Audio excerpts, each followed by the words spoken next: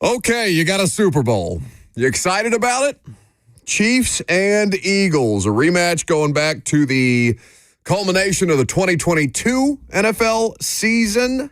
KC outlasts Josh Allen and the Buffalo Bills. Philadelphia cruises pretty comfortably by Washington. Turnovers the story of that one. We'll get into it together. It pulled away.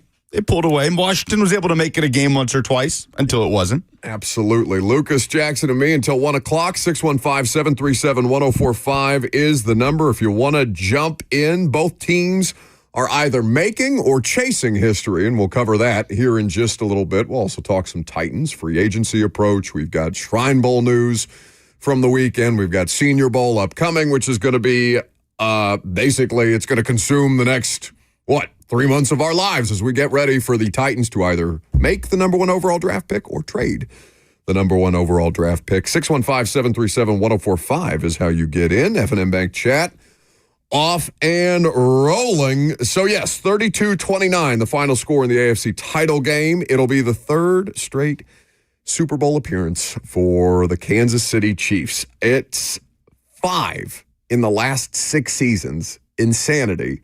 Dynastic type of stuff. Not quite the same vibes as the Patriots, which I think we should talk about tomorrow at some length. We started having that discussion in the pre-show meeting that we were having, but it was kind of funny. Did you watch the trophy presentation afterwards? The Chiefs one I did, yes. Okay, so did you notice that, Jim Nantz just kind of chuckling. He's presenting the Lamar Hunt trophy to the Kansas City Chiefs again, as he has done so many times, and he just kind of chuckles and says, "Oh, Kansas City fans, congratulations, you're going back to the Super Bowl again." And there's kind of a dull, roar. There's, a spattering of fans that are still in the crowd at Arrowhead Stadium. But for the most part, they just seem bored by it. They're like, hey, we'll talk to you when we get to the Super Bowl. The AFC Championship, not that deep. It's what they do. It's all they do at this point in time. So the Chiefs, they don't roll, right? It's a close game.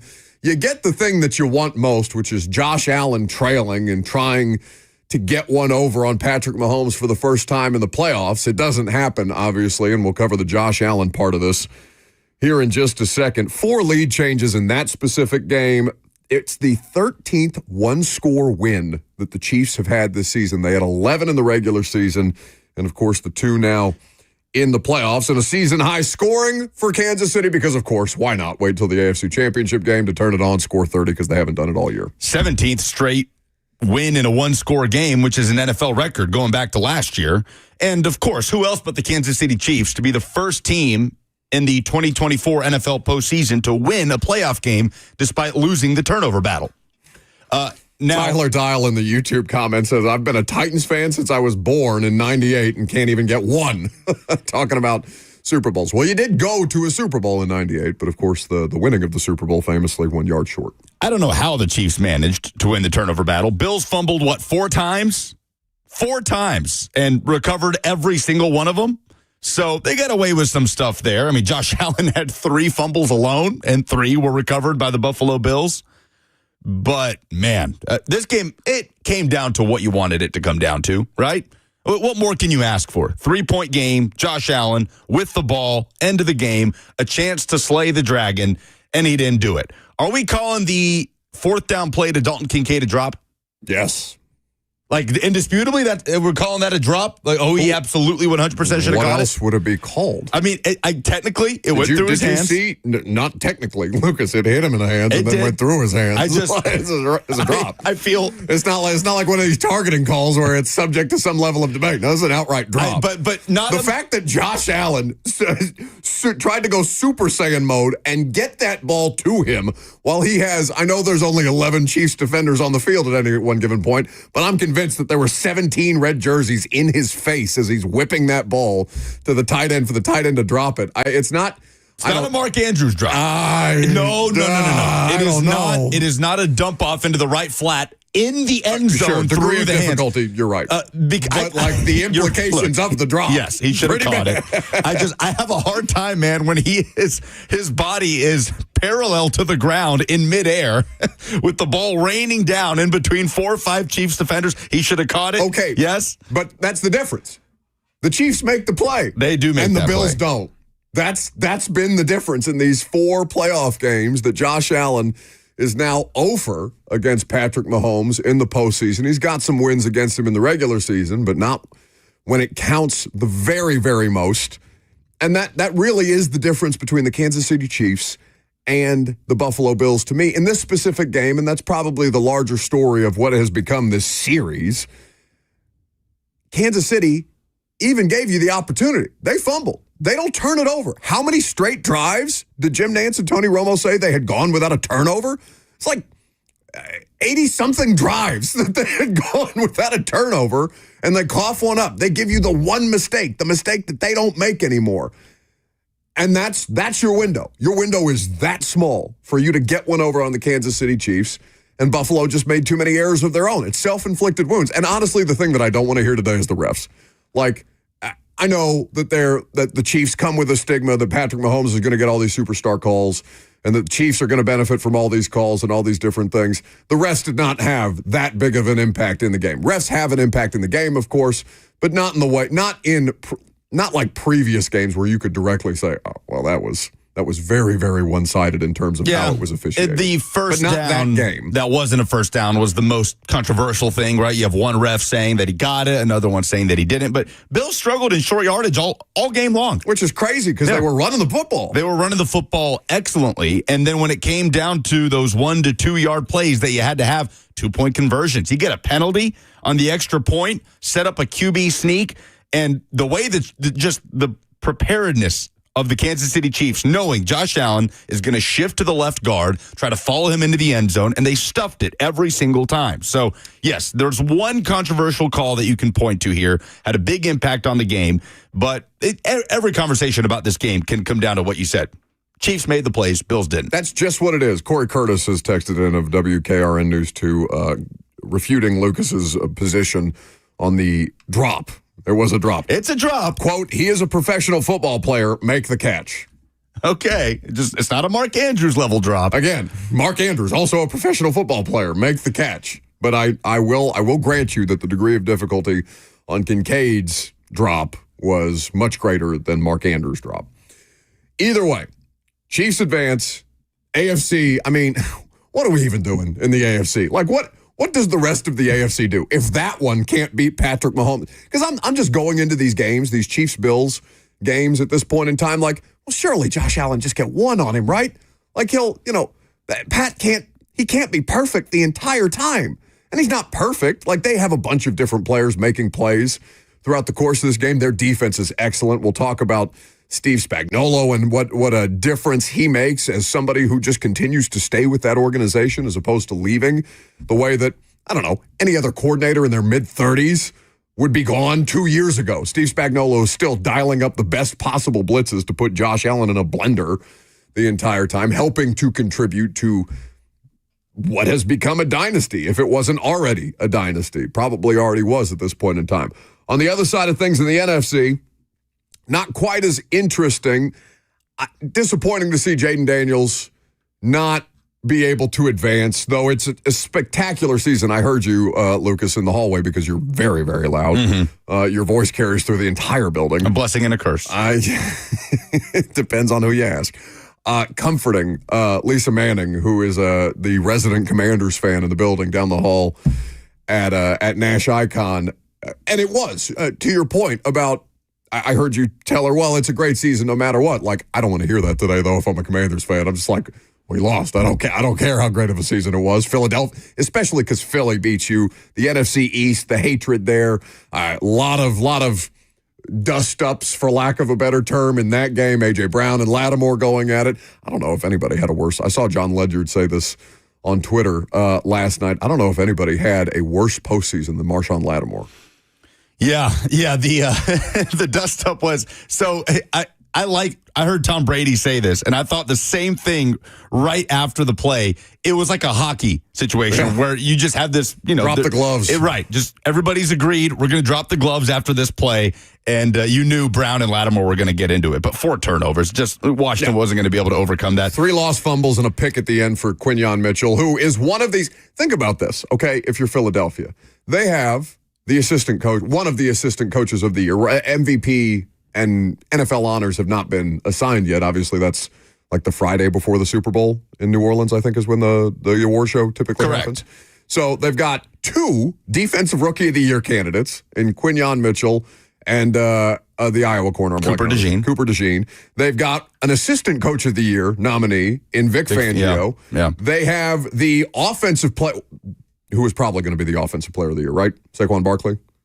Yes. Oh, for sure. Think about the job that Howie Roseman did to put together this roster to where all of these people are involved, up for postseason or I guess regular season awards and contributing directly to the fact that they're advancing to yet another Super Bowl, the second Super Bowl appearance for them in the past 3 seasons. And of course, the last time around, they fell short to the Kansas City Chiefs, 38-35. Saquon, excellent. Of course, continues his excellent season, record-setting season, as we'll talk about here in just a little bit. Jalen Hurts, also excellent. Yeah, he was great yesterday. Complimentary role, both of them having 3 rushing touchdowns, 7 total rushing touchdowns for Philadelphia. Crazy stuff. I'd be curious to know, because I heard Kevin Burkhardt bring this up on the broadcast, just kind of casually, and it was funny because he's sitting next to Brady, right? Talking about Saquon Barkley as one of the best free agent signings of all time. And I'd be curious how that dialogue goes, regardless of the outcome. Obviously, if they beat the Chiefs, it's going to be a part of the dialogue because he's on a 3-year deal in Philadelphia, if I'm not mistaken. Yeah. The 27-year-old. But it's funny because Burkhardt is sitting next to Brady while having that conversation, and Tom Brady obviously going from New England to Tampa Bay, winning a Super Bowl there in his first year and kind of, being the impetus for Tampa getting back in the championship column. There is a lengthy list of Hall of Famers to go through when you're talking about the greatest free agency signings of all time. That's why I thought it was funny because Burkhardt just kind of tossed it out there casually. I was I don't necessarily disagree. I mean, and also it's just the context and the dynamics of it being from a divisional rival that said goodbye, and then he shifts over to Philly in the same state where he was a star in college and has the season that it is indisputably one of the best single seasons by a running back in NFL history, 2,000-yard season. There's only so many of those, and the way he just came up short of the Dickerson record, which we all believe he would have shattered, understanding he had an extra game if he had played in that regular season finale. But yeah, I mean, you look at the Kurt Warners of the world, Deion Sanders. I mean, it's a long list when you're looking at the greatest of all time in free agency signings. But I'm not mad at Burkhardt for that comment. Are we happy about a rematch? I'm fine with it. I'm fine with it too. If it's a good game, I don't care if they played it 2 years ago. That's what I'm saying. Like the games to get there, the championship games were compelling. I know that the NFC title game got away from Washington, but like as long as it's a good game, I don't care. I don't want non-competitive Super Bowls, and I think that this is going to be a competitive Super Bowl based on what these two teams have shown. An interesting note hereby. Well, we can get into that because I saw an interesting comment from the F&M Bank chat on YouTube. How do you feel about the Super Bowl matchup? You're an objective viewer. Maybe you're a Bills fan today, you're miserable. Maybe you're a Commies fan today, you're miserable. But if you are a Titans fan or otherwise, and I'm sure there's some Chiefs fans out there, some Eagles fans out there. How are you feeling about the Super Bowl matchup? 615-737-1045 is the number. We'll talk about the history that these two teams stand to make coming up next.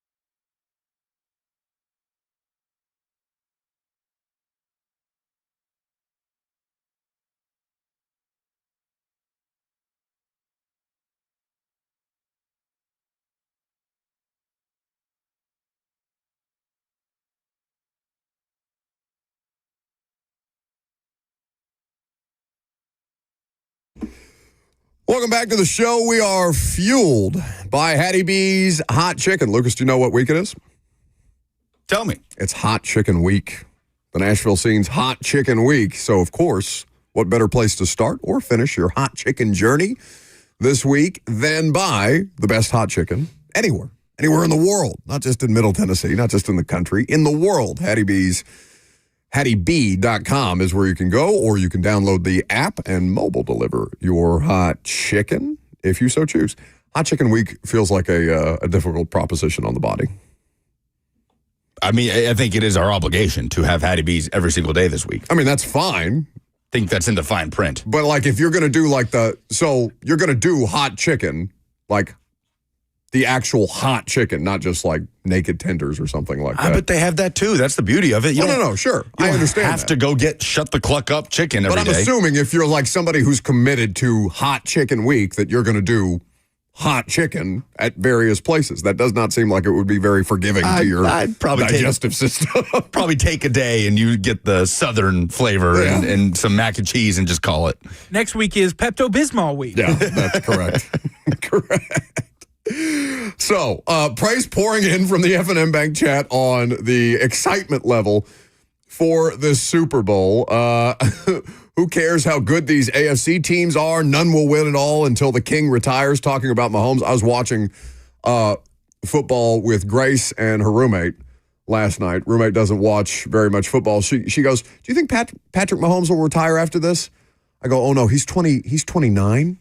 He's 28. He's my age. He's going to do this for 10 more years." So it reminds me of that tweet. You've seen that tweet, like, thank God LeBron just turned 30. This bleep won't last much longer. 10 years later. Correct. Ricky writing in the F&M Bank chat, "I would be more interested in a TNF Color Rush game, Titans versus Jags, than this Super Bowl." Okay. Not overwhelmingly excited. B. French, as a Titans fan, I'm far more excited or far more interested in the Senior Bowl than the Super Bowl, which I understand. But before you get to the Super Bowl, you have the Senior Bowl, so you can... That's right, Mock Draft Monday. The NFL Draft is almost exactly 4 months from today. I mean, it starts April 25th, yes? Mm-hmm. Today's January 27th, so... Yep. We got a minute. Let's enjoy football while we still have it. Please let's.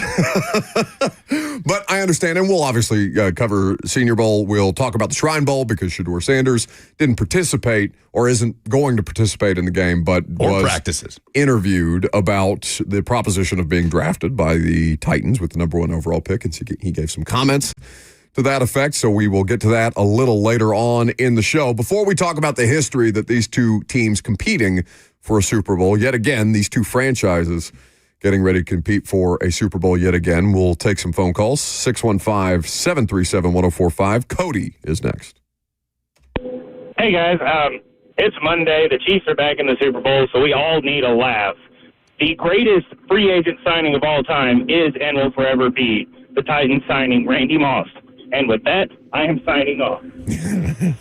Yeah, I don't know if that would go down in the pantheon of historically great moves. Though Randy did make a Super Bowl with the Niners after the Titans. That's right? true. I mean, it was the corpse of Randy Moss after that. He didn't contribute much. He contributed more than he did here, but that doesn't take much.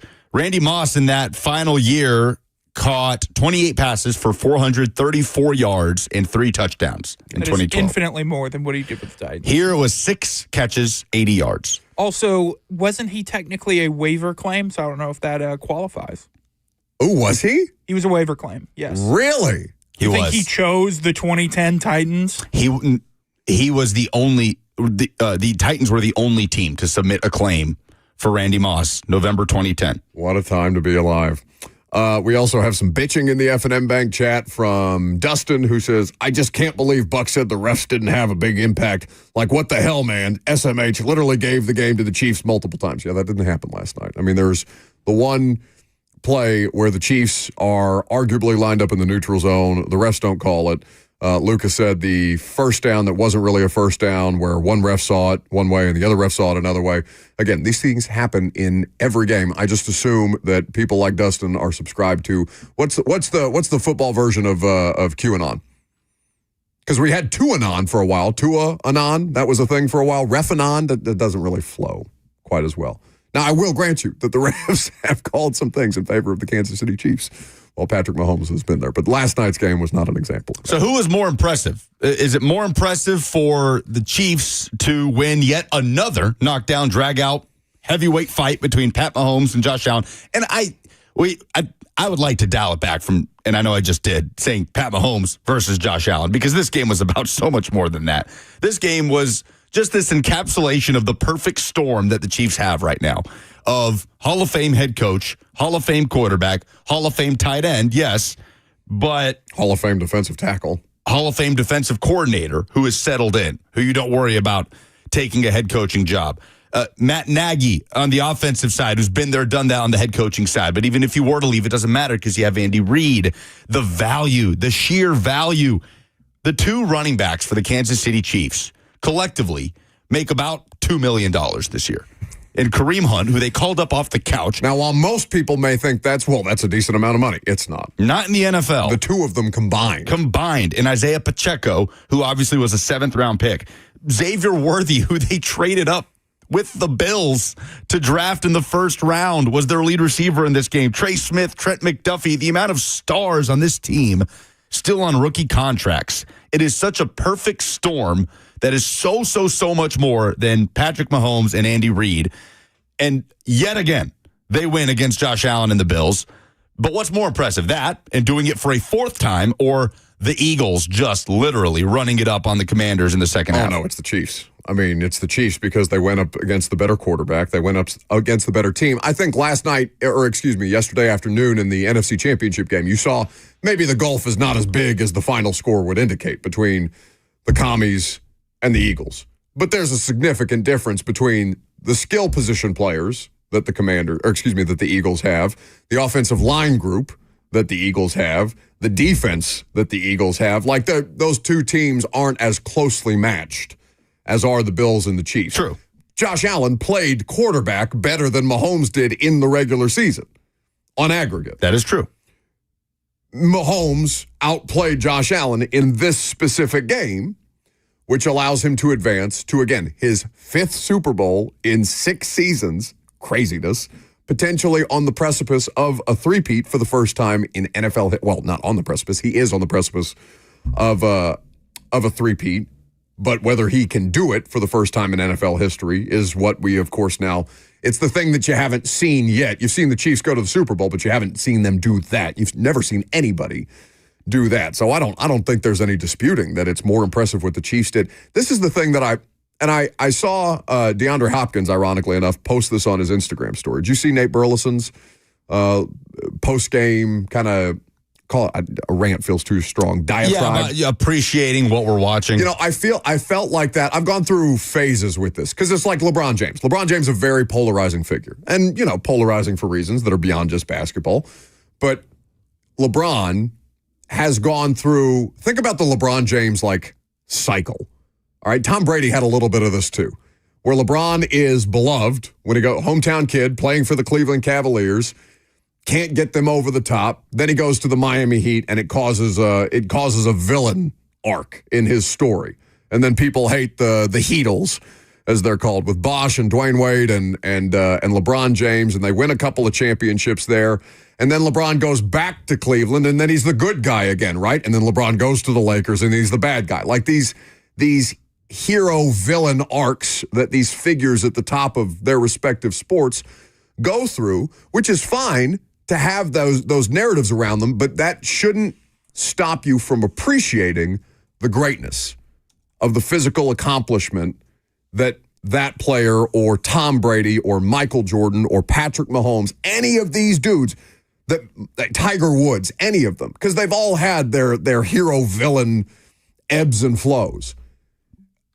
The Chiefs aren't unlikable by any stretch of the imagination. They just win more than you, and so that pisses people off. Nate Burleson's point last night on the postgame was don't take the Chiefs for granted because you're witnessing greatness.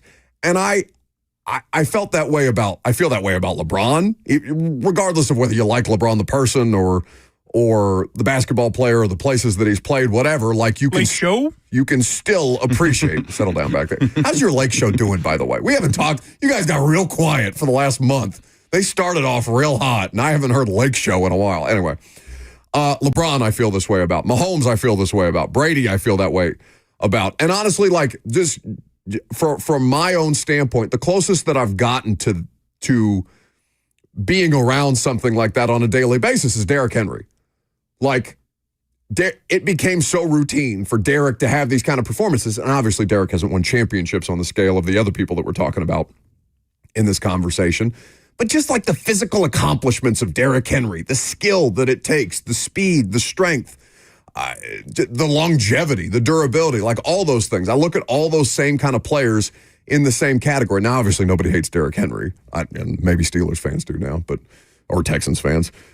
But beyond that, like, you can still appreciate what they're doing whilst hating them. You can hate them, but you shouldn't take them for granted, if that makes sense. Yeah, I don't think opposing fans feel that way. Opposing fans are ready to be done with them like they were ready to be done with the New England Patriots. I get what Nate Burleson is saying, but I think Nate Burleson is also talking to you, to the neutral football fan that enjoys watching greatness, that maybe covers the sport, not to the fan that is tired of seeing the same team dominating their conference and their sport. Yeah, but don't fans appreciate greatness? Like, that's what you're aspiring to be. Because it's not just, it shouldn't just be objective football people or people that cover the sport or all those different things. At least I hope not. Fans are obviously driven by more emotion than the average person. It's fan short for fanatic. You've heard that a million times over. But I don't know. I have to feel like there's something so special about what they're doing that it shouldn't be taken for granted. You can dislike it. You can dislike the fact that they're in the Super Bowl again, but not take it for granted. It just seems a shame. Yeah, again, I just don't think fans think of it Unless in that it's Aaron Rodgers, and then you can both dislike him and take him for granted and, wish that he would go away. Pat Mahomes scored 2 rushing touchdowns yesterday for the first time in his NFL career. Really? He's never done that. Over 140 games played in the NFL, he has never scored 2 rushing touchdowns in one game. 43 rush yards, 11 carries. Did I detect a designed quarterback run for Pat Mahomes in the second half? At the end, which they pointed out that Andy Reid does not do that with Patrick Mahomes because he understands that's his bread and butter and he doesn't want Carson Wentz in the Super Bowl. So that was another element they kind of pulled out of the bag that we have literally not seen in the entirety of his career. But the Eagles, man, like, I know what the Chiefs did. I get why it's more impressive. That established standard of success that we've not seen to that level. The Patriots, but different. And the Patriots, we can talk about the difference between what the Chiefs are doing and what the Patriots did. The Patriots you can hate and be tired of because both they cheated and they won all the time. Right. And I agree with you. The Patriots, an infinitely more hateable dynasty than the Chiefs, I think. We'll do it tomorrow. But the Eagles scored 7 rushing touchdowns yesterday. The Cowboys scored 6 all season. I did a double take on that stat. I couldn't believe that stat was accurate. Where did you get that? Oh, I had various people putting it out there, and then I looked it up, and it is indeed true. The Cowboys scored 6 rushing touchdowns in the 2024 regular season. That is astounding. That's crazy. But Saquon Barkley with 3, another 60-yard touchdown. I mean, it's just routine for him at this point. We thought the Derrick Henry long touchdown runs felt routine. Do you know how many touchdown runs of 60 or more yards Derrick Henry had in a season, the most that he had in a season? In any one season? In any one season. Ooh. Yeah. Give me the year. It happened on 2 occasions. 17 and 19. So I'm going to say 5. 3. Okay. Yeah, he never had more than 3 rushing touchdowns of 60 or more yards. Saquon, I'm sure he had 60-plus rushes beyond just touchdowns, but scoring on those 60 yards. Scoring, runs. Yes. Yeah. Saquon, 7 this season, including the postseason. But it's the most in NFL history by a pretty wide margin. Adrian Peterson and Jim Brown are tied with 4. That was the previous record. And Saquon has just obliterated that. And he's doing it in the postseason. And it's just ridiculous. Now, Will Shipley came into the game and immediately broke off a 60-yard run. So that Eagles offensive line is playing at just an absurd level right now. That's the other thing. Derek never had that offensive line, right? I mean, that's He had a pretty good one. Had a pretty good one for a while, and had a pretty damn good one this year, too. 19 was good. 19 was good, but it's not what this Eagles offensive line is. Another level. They retired a Hall of Fame center, and they didn't really feel the drop-off. You know, how old is Lane Johnson? Lane Johnson's been doing this for 100 years at this point in time. And they just find players like Jordan Mailata, the left tackle. He's like a 6th or 7th round pick. He's a former Australian rugby player that didn't have much football experience. They just turned him into one of the best offensive linemen in the sport. Duck Falling on the YouTube chat pointed this out earlier, and I thought it was a really insightful comment. Do you remember what happened to Howie Roseman in 2015? Do you remember who the Eagles coach was in 2015? In 2000? Where were you in 2015 is probably the question. 2015, I was a sophomore in college in the 2015 football season. Chip Kelly. Oh, my goodness, yeah. Chip Kelly, of course. Chip Kelly was the coach of the Philadelphia Eagles. And Nick Eagles. Foles probably was their quarterback, right? Or was that after the Nick Foles-Chip Kelly experience? I don't remember specifically. Because he came back around to Philly. But Chip Kelly ran Howie Roseman out of the front office, like relegated him to some deep, dark recess of the Eagles practice facility because they didn't vibe. They didn't get along. And then all of a sudden, Howie Roseman makes a comeback after Chip Kelly is fired. A couple of seasons after the fact, they win the Super Bowl in 2018 the way that they did. And now Howie Roseman is probably, I mean, is Howie Roseman the best general manager in football?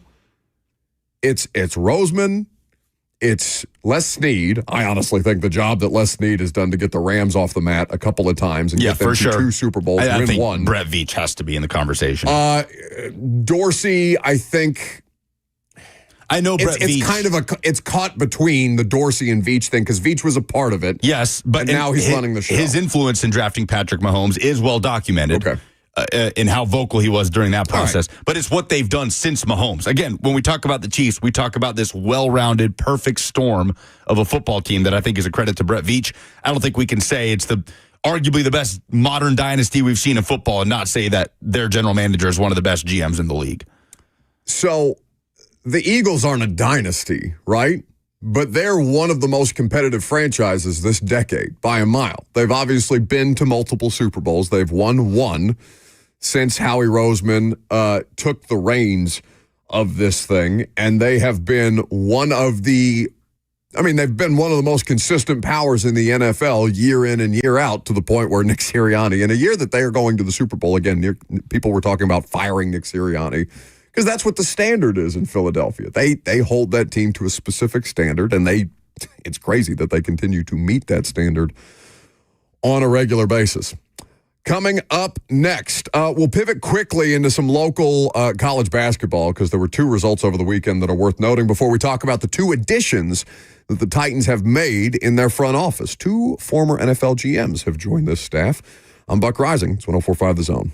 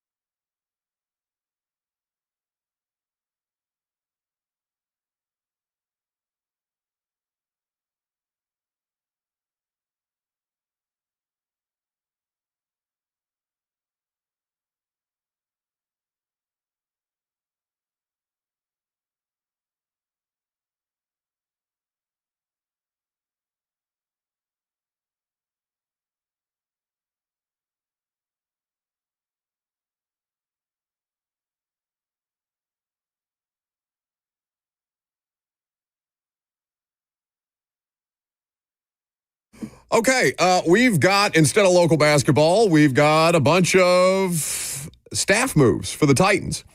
All right, among the moves, Titans have promoted Luke Stocker to tight ends coach. Hey. So out and out, Stocker in, Titans legend. VFL as well. He was in the building, correct? Obviously played for the Titans. He was an assistant tight ends coach the last couple of seasons. He was under Vrabel and then lasted under Callahan. Yeah, played under Vrabel too. Yeah. Famously, the LaFleur fullback play where he had never carried the ball. What was that, Monday night in Houston or something? It was definitely a game against Houston. Colt Anderson officially gone from the Titans staff, so it took some period of time and some evaluation, but he was not retained at this point in time as I try and await our Wi-Fi to open. Do you have the article? Yeah, I've got it. Okay. So Fossil obviously also announced in this. These are the coaches that will not return. Colt Anderson, as you mentioned. Chris Harris, the passing game coordinator / cornerbacks coach. His contract is up. He will not be extended.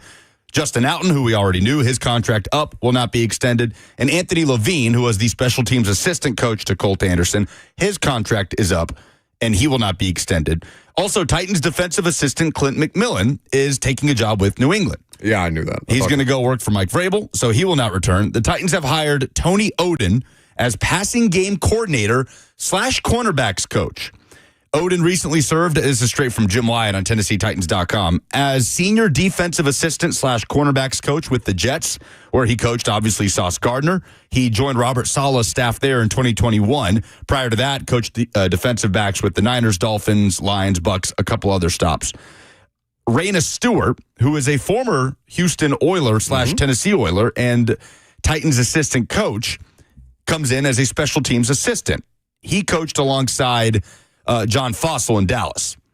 So comes in as Fossil's special teams assistant. So they basically clean house with the special teams coaches. Yeah, Anthony Levine out, Colt Anderson out. As you mentioned, Outen and Harris, their contracts expired. So not a firing necessarily. And I heard that there might have been some interest in Chris Harris from the Patriots too. So we'll see whether Chris Harris reunites with Mike Vrabel. No, he is. At that point in time. Oh, okay. Yeah. No, you're talking about Clint McMillan. Clint McMillan is reuniting with Mike Vrabel. I see what you're Chris saying. Harris, I don't think there's not been anything official other than some mutual interest potentially. So there you go. Okay, so that is quite a lengthy list of staff changes. There's not really anything else that necessarily needs to be done, but that's kind of the thing. Just to make it about Callahan, okay? Keeping Colt Anderson,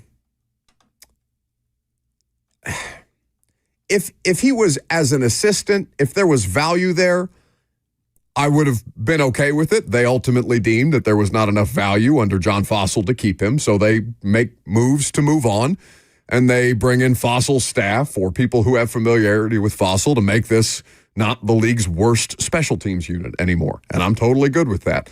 But the Colt Anderson thing had to be done, at bare minimum, removing him from special teams coordinator because it becomes a credibility issue. And we talked about this, I don't know, at various points throughout the course of the season. Like, Brian Callahan had to do this for the sake of credibility. He may continue to have a good relationship with Colt Anderson. I don't know how Colt Anderson feels about this today. I'm certain that there would have to be some level of self-awareness, about, the results were what they were. Didn't go our way this year, bud. You'll get them next time. Even if the Titans were just a middle-of-the-pack special teams unit all season, this still would be a massive upgrade.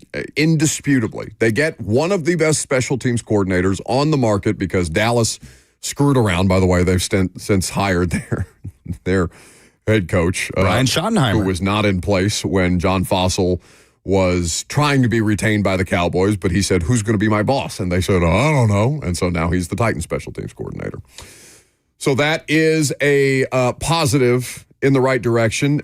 Outen, I don't know what the drop. Stocker was here, right? So fair to expect that he was working with the tight ends as well. And, he was working with the tight ends as well. So how big a loss Outen actually is, I'm not entirely sure. I guess that'd be a better question for the players because you did see Chig take some strides this year. Again, Chig always feels like a late season bloomer, doesn't he?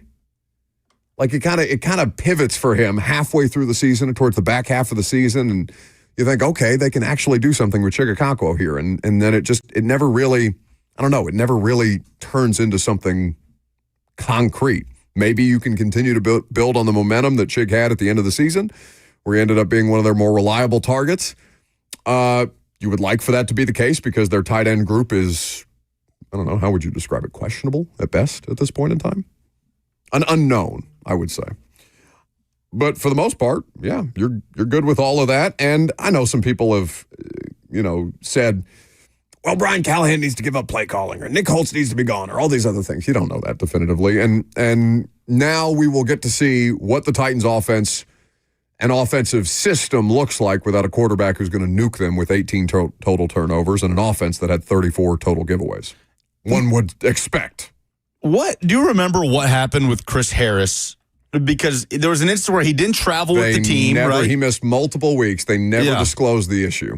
And the quarterback position obviously was derailed by injuries, especially to Awuzie and Snead, but they got some good play out of Jarvis Brownlee. I mean, they got better play out of the cornerback position than you would have expected, considering the injuries. They probably had any business getting, to be honest with you, because Darrell Baker is like I don't know if he's a UDFA, but he was a Colts practice squad guy, and then they brought in Brownlee in the 5th round. And, Brownlee would have argued that he should have never been in the 5th round because there were a bunch of corners that went before him in that draft that he didn't think should have gone before him, and maybe he's right. But both gave them some good snaps, and I imagine that's a credit to Chris Harris, but who knows what the circumstances are there on why he was missing time, personal issues, I don't know. So Tony Oden, though, they do gain a lot of experience in Tony Oden. Okay. So those are the latest with the Titans coaching staff moves. You've got a front office structure that we'll touch on here in just a little bit because obviously some Titans hires came down. Those have not been officially announced of yet. They have been reported, so we will talk about them. We can also take your phone call, 615-737-1045, the number. If you want to jump in, how about Mark next? What's going on, gentlemen? Yo. Man, what do you guys think about Brinkler and his conversation with Ramon and RK Dub? I think it kind of hurt us a little bit. You talking about generational talent, and you can't pass that up. That kind of hurt us a little bit, make it seem like we don't really have stock in Sanders and or Cam. What do you guys think about that? He didn't say specifically. We have no idea if they think one of those two players is a generational talent. Again, my preference is don't use the word because they very rarely turn into generational NFL players. I don't think Brinker hurt them by any stretch of the imagination. I thought it was pretty neutral. Yeah, there wasn't anything inflammatory. No, I thought he was pretty forthcoming. I think they covered a lot of bases with him. And he talked about final say and kind of his thinking on that being a little bit overblown, which, again, we don't have to rehash all those conversations. I think we understand what he's saying, but the path that this team has taken to this structure, fans deserve to know who has that final say, even if it is a touch overblown in terms of how we think these operations go in a draft room or in meetings leading up to free agency. But, you can watch it back on YouTube. It's on the 104.5 The Zone YouTube page, but I don't think that would hurt them in any way. Nothing that you're saying publicly right now, or nothing that is being said publicly right now. People are going to put way too much stock in whatever you say. Exactly. Like Brian Callahan. The Titans own the number one overall pick. Everything that they say, everything that they do is going to be hyper-scrutinized because they control the top of the draft. Callahan was very complimentary of Shedeur Sanders, talking to Jim Wyatt at the East-West Shrine Bowl last week. None of it matters, right? None does not mean the Titans are drafting Shedeur Sanders. I think that's just Chad Brinker's way of saying, yeah, we're not going to pass up on great players.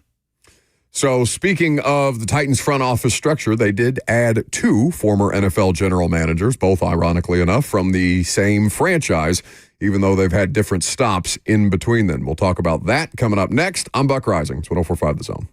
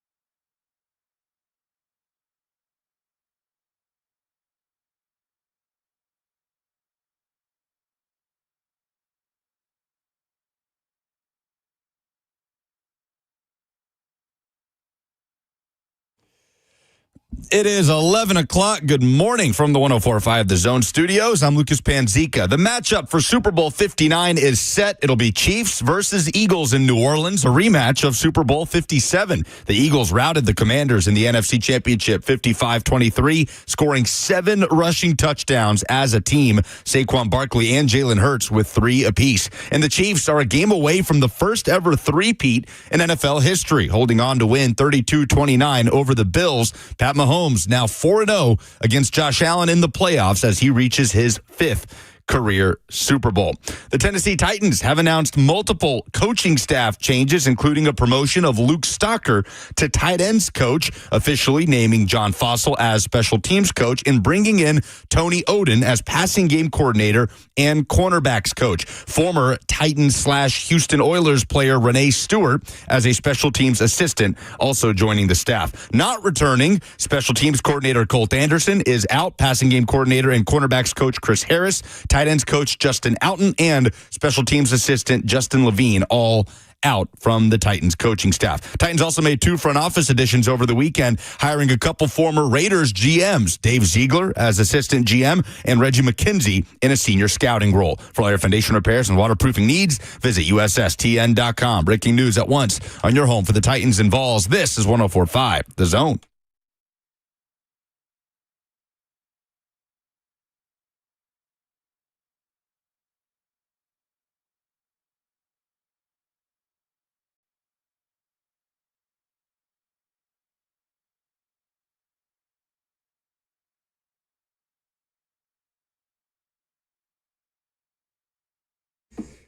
All right, so you got changes on your coaching staff. You got changes in your front office, but you knew that already. Welcome in. Happy Monday to you.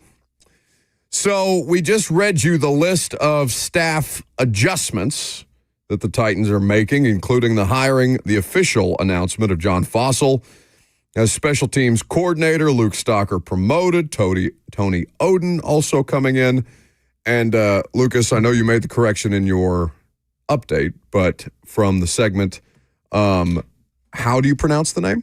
Renee Stewart. Renee Stewart. Okay. Renee Stewart, who has apologies coached several stops in Nashville. I'm seeing from the Titans release. He's coached at BGA, at Whites Creek, at Vanderbilt, before getting back into the NFL and a special teams role with the Packers and then Cowboys and now Titans. So those are the coaching staff changes. You've also added some additional front office executives under Chad Brinker, who then has Mike Borgonzi under him. So under Mike Borgonzi, I guess is the appropriate way to say it. But you have Dave Ziegler, who it's been known for some time was definitely a favorite for the assistant general manager job or an assistant general manager job here in Tennessee. So he is coming over after working for the Saints this past season as a personnel advisor. He also was apparently involved in their coaching search, which to date has not yet yielded a candidate for the New Orleans Saints to have coach, which feels like it's kind of not great. The funny thing is, it could turn out okay. If they end up with Mike McCarthy, I feel like there are worse candidates to end up with. Sure, but I don't know if Mike McCarthy, I mean, if I was Mike McCarthy, I'd kind of look at the Saints side-eyed and be like, I don't know. Maybe it's not. Maybe it's in my best interest to do another gap year. Didn't he do a gap year between the Packers and the Cowboys?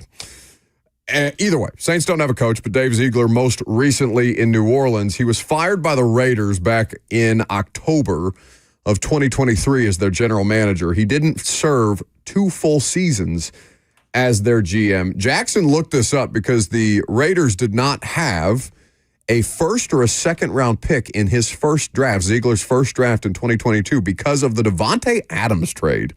And that was something that I had not recalled. I didn't realize that Davante Adams went for a first and a second. That's crazy. Was that the total summary of the trade, Jackson? Do you have it in front of you? I do not have the full trade. I'll pull it up. Okay.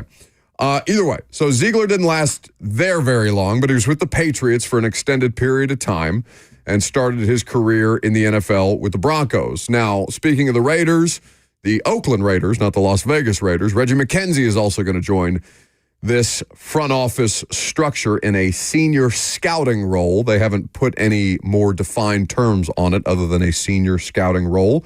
He did interview in the first round for the Tennessee GM position, which ultimately he did not make it past the first round, the virtual interviews, on the list of 6 candidates that got a second round. You know, this man has connections to all 3 of the powers that be in some form or fashion. McKenzie? Yeah. Yeah, he's been around long enough. 31 years in the NFL after being a player in the NFL for a period of time and then going back to his alma mater at Tennessee to work in, I think he was a graduate assistant at Tennessee during his time there back in 93. Either way, he played at Tennessee. His son Khalil played at Tennessee. Yep. All right, Lucas, you want to take a guess on how Reggie McKenzie and Mike Borgonzi are connected? McKenzie and Borgonzi. We're doing 6 degrees of Reggie McKenzie. So obviously McKenzie and Brinker, were they overlapped in Green Bay for a period of time. McKenzie was in Green Bay for a long time. He was there for 18 years, and Brinker got there in 2009. So it was towards the tail end of McKenzie's tenure there. Brinker was also there for 13 years. Borgonzi's been with the Chiefs since 2009. Mm-hmm. So tell me. Mike Borgonzi was the assistant general manager when the Chiefs drafted Khalil. Okay. Yes. Gotcha. So he was part of the front office that drafted Reggie's son and to play offensive line. Can you tell me how he's connected to Brian Callahan? How Reggie McKenzie is? Mm-hmm. Well, yeah, Callahan as the was he the QB coach there when quarterbacks coach for one season when McKenzie was the GM? In McKenzie's final season as the GM there, and then everybody got swept out for John Gruden. Yeah, and Ziegler and Callahan have some overlap from Ziegler's time as a scout with the Broncos when Callahan was there as an assistant. Yeah, so everybody knows everybody. Yeah, everybody's getting along. What's the C word? We're not going to say it. It's going to happen either way. But at this point, you've added 2 former NFL general managers. One had considerably more. I mean, Reggie McKenzie was the executive of the year for the Raiders for a period of time. Now, things obviously petered out there. Dave Ziegler did not have success as an NFL general manager. He was very highly regarded with the Patriots organization, but there's plenty of people who've been highly regarded with the Patriots organization that went on to not necessarily succeed in other places after they left the umbrella of Foxborough. So they acquired Devontae Adams when Adams was at the peak of his powers, right? I mean, was just routinely cranking out 13, 14, 1,500-yard seasons. The trade was Adams to the Raiders in exchange for their 2022 first-round pick and a second-round pick. So just first and a second, straight up.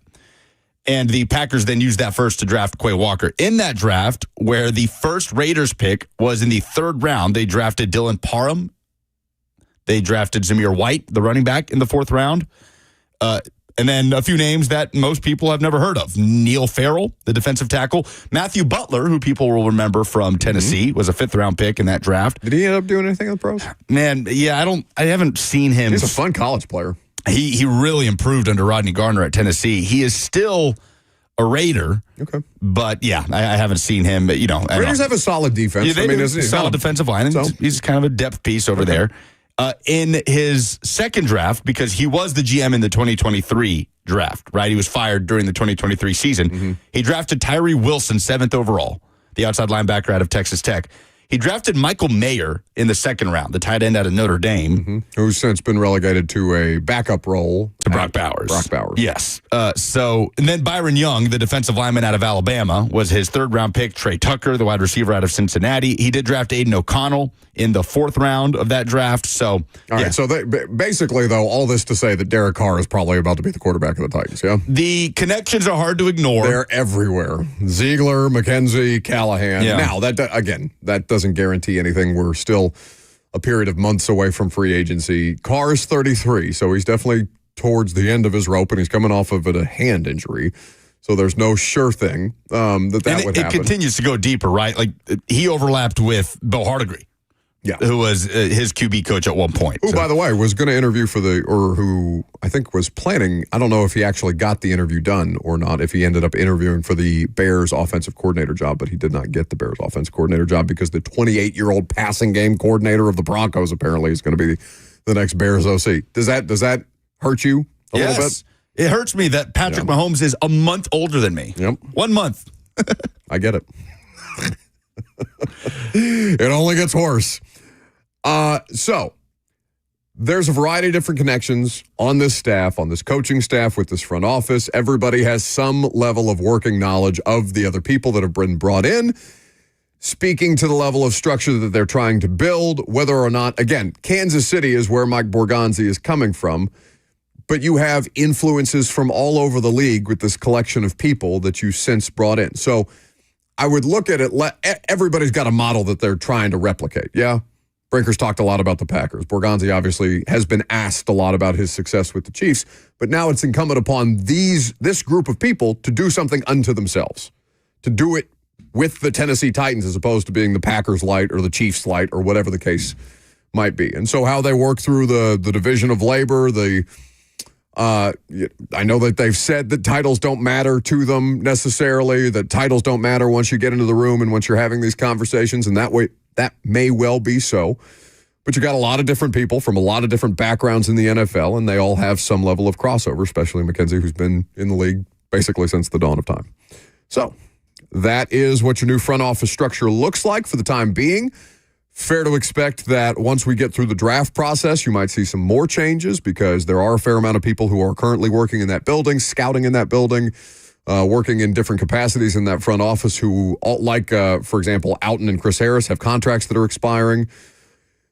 Keep an eye on that. So I would expect more movement here in the coming weeks and potentially months. There's a little bit of news. The Baltimore Ravens are finalizing a contract extension with offensive coordinator Todd Monken. Oh, yeah, they don't want him to be the next head coach of the Saints. No, and to be honest, I haven't seen a lot of buzz for him as a head coach anywhere. Is that ageism? Is that because he's a little longer in the tooth? It's because owners are looking for, 35-year-old offensive play callers as opposed to Todd Monken. I mean, he's about 15 years younger than Pete Carroll. Well, the Pete Carroll thing is, have we talked about the Pete Carroll thing?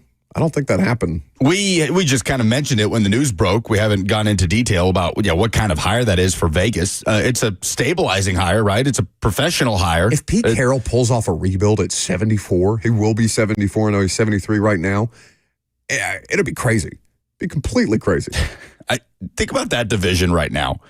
All 4 head coaches in the AFC West have been to a Super Bowl at one point. Jim Harbaugh is the only one that has not won a Super Bowl in that division. Mm-hmm. It's insane. Multiple coaches in that division have won a national championship. Pete Carroll and Jim Harbaugh have each won a national championship in college. I'd love to look into that. That's got to be the first time 2 coaches in the same division in the NFL have won a national title at the college football level. And that all 4 coaches have either been to or won a Super Bowl. I don't know off the top of my head. Bert is asking, for some reason, Bert is in the chat, even though I think he's literally in the room next to us. I don't know why he can't just come in here and express his thoughts if he wants to. But he's asking, why is Spags not getting interviews? I assume Steve Spagnuolo is very happy with his current situation. That's what I imagine. Imagine Ben he's Johnson good type situation. Now, it could also be that Todd Monken is pleased with his situation and doesn't want to actively pursue the head coaching cycle. Pete Carroll didn't want to be removed from power in Seattle. They made that change and then put him in an ancillary role in the front office to bring in Mike McDonald at the time, and that ended up working. Like, I think the Seahawks are in a solid position for the hire that they've made, but Pete Carroll still wants to be a head coach. I was wrong. Jim Harbaugh had not won a national championship the last time he and Pete Carroll were in the same division. Oh, you were gonna say that had happened before? Yeah. Yeah, he just won it. Excellent research by us. Hey, Jackson, I got something. Oopsie. I appreciate it. What you have is an oopsie. That's right. All right, coming up next, speaking of the new front office structure, how will this impact the free agent approach? Is it actually a new free agent approach, or is it just a revised one that works better for the type of structure that they are bringing in here? You'll hear from Mike Borgonzi coming up next. I'm Buck Rising. It's 104.5 The Zone.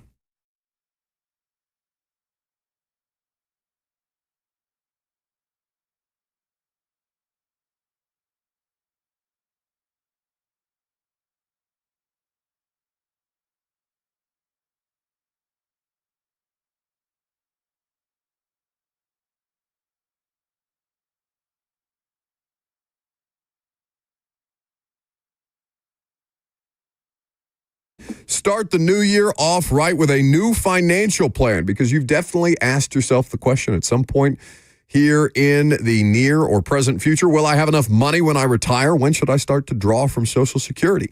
If these questions are keeping you up at night, let me introduce you to the Trajan Wealth team that's there to keep you on the right track and guide you through it. That's TRAJAN Wealth. Trajan Wealth is not just any financial firm. They're your partners in securing your financial future. They're a family-owned, veteran-led team that puts your needs first. Let their decades of experience specializing in retirement planning and wealth management work for you. Trajan Wealth offers free consultations to help you develop your plan and your peace of mind. So call them today at 615-270-5000. That's 615-270-5000, or visit them online at TrajanWealth.com. Advisory services offered through Trajan Wealth, LLC, an SEC-registered investment advisor. This is a paid advertisement.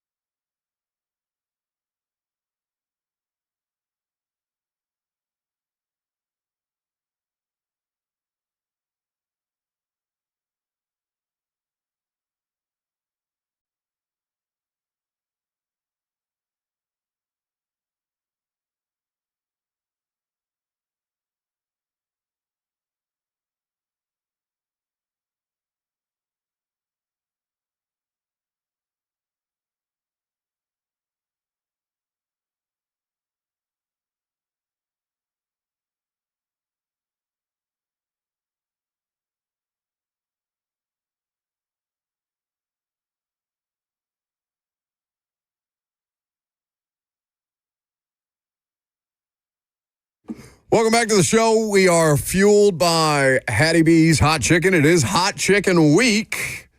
I should probably look at Hattie B's on social media to see what kind of specials they're offering for Hot Chicken Week. Right now, I am seeing an $8 leg quarter with fries plus Drinking Buddy beer cheese. Only for $8. Only during Nashville Hot Chicken Week and only at Hattie B's. I could drink that Drinking Buddy beer cheese, literally. You could because you have. I've seen you do it. It's disgusting. It is so good. Watching you do it is disgusting. The cheese is delightful. The watching you consume Hattie B's is one of my least favorite activities. It is called Drinking Buddy beer cheese because I will drink it with a buddy. That's not. And then I will drink my buddy's Drinking Buddy beer cheese. Just dipping his fries and chicken into everybody else's condiments and things like that. You watching you and Bert pick through the snacks that Zach Lyons so generously donated to the studio because he's not going to sit here and eat the amount of Chex Mix that I've seen you two eat in just a 5-minute span since the last segment. That's why Zach brought the snacks. It would be rude not to. Well, I appreciate you being considerate in that form or fashion. Consideration is something that needs to be given to the Titans free agency strategy because it was talked about a great deal. Titans fans enjoyed the offseason for a variety of different reasons last year, yeah? But one of them was that the Titans did something that they never do. They spent in free agency at multiple different positions to the point where they were the highest spending team in free agency last year. Everybody got caught up in it, myself included. It was easy to justify because, yeah, they needed a wide receiver. Okay, get Calvin Ridley. They needed a center. Okay, go get Lloyd Cushenberry. L'Jarius Sneed? Sure. Titans don't have any top-line corners, and that's one of the best corners in the sport. Do you love trading a third-round pick and then paying $17.6 million a year for him on the back end? Yeah, that was probably the one that raised the most eyebrows out of the Sneed? The four. So those are the three big deals that they did. Sneed, Ridley, Cush. The Kenneth Murray contract I didn't love, and honestly, I think that's probably the worst of the four, even though Sneed didn't play. Well, no, right now, so far, Sneed is the worst of the four. But I don't know. But there's Kenneth still Murray was not good last year. But L'Jarius Sneed didn't play last year, so there is still time for it to play out too. It's a 4-year deal. Yeah, he could get healthy and have an impact in 2025. But the question with Sneed mostly was about the health aspect of it. And then he kept saying that I'm healthy. Yeah. We have a plan. And everything that ran and Callahan said at the time was we've just basically imported Kansas City's plan to what we're going to do here. And it kept him on the field for a period of time. And then he got a quad bruise that turned into a whole different type of situation. And it cost him the rest of the season, basically from October on. Yeah, they tried to create competitiveness in free agency. Obviously, the quarterback position held them back greatly from being able to do that. But it also just typically doesn't work that well across the NFL. When you don't really have a foundation, a structure, or a culture in place, and you try to create it, plucking guys from all around the league, they tried it, and it didn't work. But everybody was very fine to ignore that because it felt good in the moment, right? You're on a shopping they needed spree. Good players. They needed players.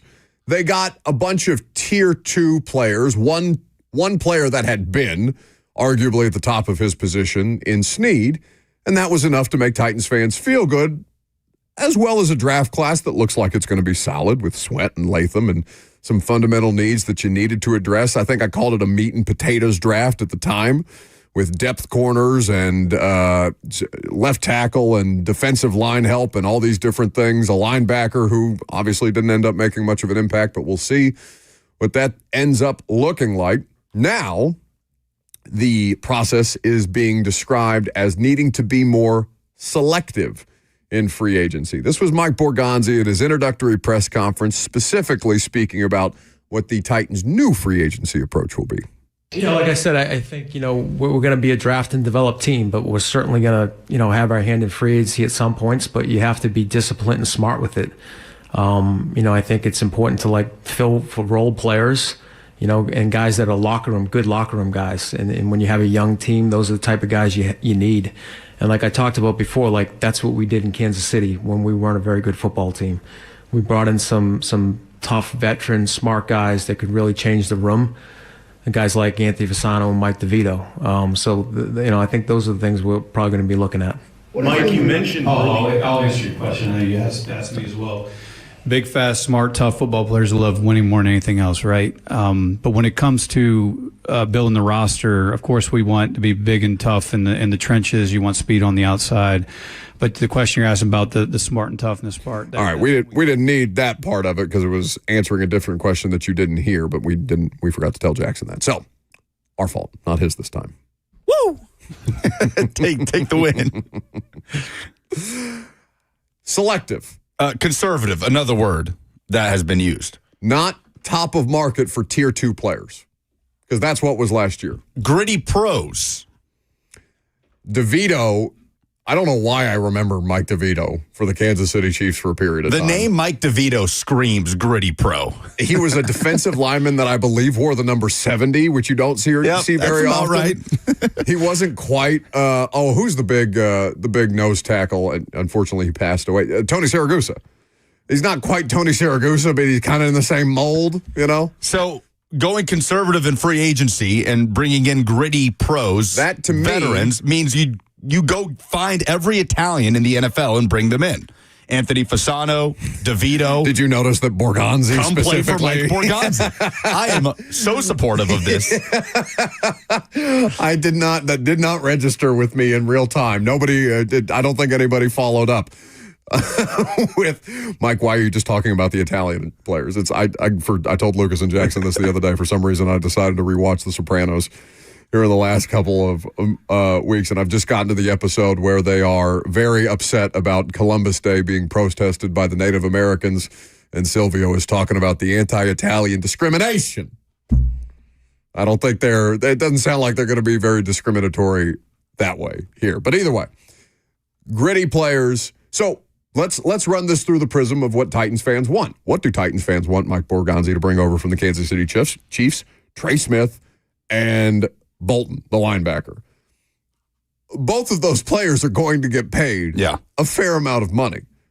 Selective and conservative, those are two non-premium positions. Off-ball linebacker and guard. I would like Trey Smith to be a part of the equation. They have sufficient money to make it work. That would kind of fly in the face of what they're talking about there, though. I mean, tough and gritty, yes, both of those players. Nick Bolton and Trey Smith are quality players from the SEC. They've played high major college football. They've played at a high level since they've been in the NFL. The blood clot thing with Trey Smith was obviously scary. A bunch of teams passed on him, not just the Titans. Hell, the Chiefs let it go till the 6th round before they added him. So it wasn't just a layup, even though everybody in Tennessee was screaming, "Take Trey Smith, John Robinson, for God's sakes." Respectfully to Brady Breeze. Linebacker and guard are not selective and conservative in free agency. Top of market linebacker and guard are not selective and conservative in free agency. So I would be curious to know how those two specific players, who of course Borgonzi would have had a hand in bringing into Kansas City, and also would have some connections if they chose to pursue those two players in free agency, that kind of flies directly in the face of those two particular players. If it's complemented by a variety of other moves at or near the top of a free agent market, I don't think going after one or two players that are considered to be at the top of their market in free agency just totally does away with the conservative and selective approach. It doesn't mean you can't still add good players. I just don't think using that as the primary method of roster of talent acquisition, which is what the Titans had to do last year. Yeah, they had no choice last year, but now they're not talking about what a bad idea that was, but they're kind of hinting at maybe not again. I don't think saying that they want to be more selective in free agency means that okay, you're not bringing guys in with an average annual salary of more than $4 million, right? Like it doesn't mean they can't go after one or two top of market guys. It doesn't mean that especially if it's at a position of need. No, Lucas, you're missing the point though. It doesn't mean that they can't, of course, but it doesn't sound like they're likely to. There was an interesting interview that somebody sent me of Chad Brinker doing the Official Titans podcast. This was some period of months ago. This was far before Rain Carthon was fired, all these different things. And he's talking about an AI-specific model that would help determine the rate of injury on players because they're trying to save an owner $1 million or $2 or something like that. Like to win within the margins. Talking about winning within the margins. something that has specifically been noted, we'll talk about the comparisons between the Patriots and Chiefs dynasties tomorrow, more in detail. But something that stands out about both of them is them winning at value. Winning with value. Trey Smith and Nick Bolton are not making top-of-market money in Kansas City right now because they are value plays. The two running backs you mentioned are making a combined less than $2 million, you said, between Kareem Hunt and Pacheco? Approximately $2 million in salary this year for those two players. So I understand what you're saying, that it would not outright prevent them from potentially paying a player top of market, but that's not their preferred path. Their preferred path is to go out and find their own Nick Bolton and Trey Smith. Based on what the messaging has been. But if you have a need, you can still address a need and not do it at the volume that you did a year ago. Sure, but the need is going to be at premium positions. Guard and off-ball linebacker are not premium positions, not for that kind of money. Nate Davis made like $10 million a year, and that blew up in the Bears' face. And that's one specific example, but those examples are all over the place in the NFL. The Chiefs take this approach, right? I mean, they are draft, develop, retain. They go after specific needs in free agency and with the Mahomes selective allows approach. them the grace to be able to do that with a higher margin for error. The Chiefs went out and got Hollywood Brown, 1-year deal, up to $11 million. They went out and got Drew Tranquill at linebacker, 3-year deal, $19 million, $13 million guaranteed. So they're not spending big in free agency. I don't think that means because the Titans go after a Trey Smith or a Nick Bolton that they're just going to start shelling out cash. You can be selective in the big swings that you take. Like, I can also read it as that. They took a big swing at center with Cushenberry. Yeah. Big swing at receiver with Ridley. At corner with Snead. Mm-hmm. You could take one or two of those rather than 3, 4, or 5, and you're still being more selective and conservative than you were a year ago. It doesn't have to go 100-0. They also are the organization that let Tyreek Hill walk, right? They paid Chris Jones, but not talking about the Chiefs specific. And it's the comparison that people are going to make a million times over, same as the Patriots and the Titans when John Robinson and Mike Vrabel were running the thing here. That was a team that opted to pay Chris Jones, but not Tyreek Hill. And to kind of mix and match value plays across the roster all over the board. Chris Jones is a premium player at a premium position. That makes the most sense to spend top-of-market money on. You would argue that Tyreek Hill was also, and they decided to let that one go because they thought that they could supplement it because they have Patrick Mahomes. Turns out they were very much right, and Tyreek Hill is now talking about wanting to be out in Miami because he's not happy. I mean, I think he said this is the first year he hasn't made the playoffs. Tyreek Hill? I guess it must be. Which is kind of crazy because he's 30. It speaks to the greatness of Patrick Mahomes, just how much of a dip the wide receiver position took in Kansas City after Tyreek Hill left. And they were still right in letting him go. It still didn't matter. That's the greatness of Patrick Mahomes. Yeah. Where that would not happen anywhere else. Anywhere else, that is a fireable offense. Seeing a couple of comments here in the F&M Bank chat. I don't know how to pronounce it, but it ends in 303 on YouTube. Okay, Buck, but what premium positions have great free agency classes? Which, by the way, is fair to note. Premium positions rarely hit free agency, so why not sign a Trey Smith or Bolton? I'm not saying that you don't sign them. I'm not saying that at all. I'm saying that their words matter, okay? You're asking me to determine what words matter out of their press conferences. Those two words, selective and conservative, matter to me because I think that if it does inform their free agency strategy, it will inform the kind of moves that they try to make. And if they do not end up looking conservative or selective after the fact, then the questions will, of course, be, well, why did you say this but do that? I don't like the position of, because I'm with him on him or her, I don't know whether it's a guy or a girl, what premium positions have great free agency classes. You're right. Very rarely do quarterbacks come available. Very rarely do left tackles come available that are worth paying at the top of the market, wide receivers and the like, though that has become more of a cost-saving move for teams like Kansas City. You're like, yeah, we can make it work without Tyreek Hill. You take him and give us some draft picks so we can continue to try and regenerate this roster. The part of it that I don't agree with is, so why not? Like that's what they're trying to avoid. Very rarely do premium players hit the market, so why not give Trey Smith? And maybe I shouldn't make it about Trey Smith and Nick Bolton. I just know that's that the thing. Those are two names that come up very, very often among Titans fans when they're talking about, we got the Chiefs GM. Let's go get the Chiefs players now. I just don't think that that's going to be the way that it looks. Yeah, I think it's not going to be the way it looked last year. There's a very clear pivot being made here. So it's fine to set it up in that way. Don't expect them to go after top-of-market guys at a multitude of positions.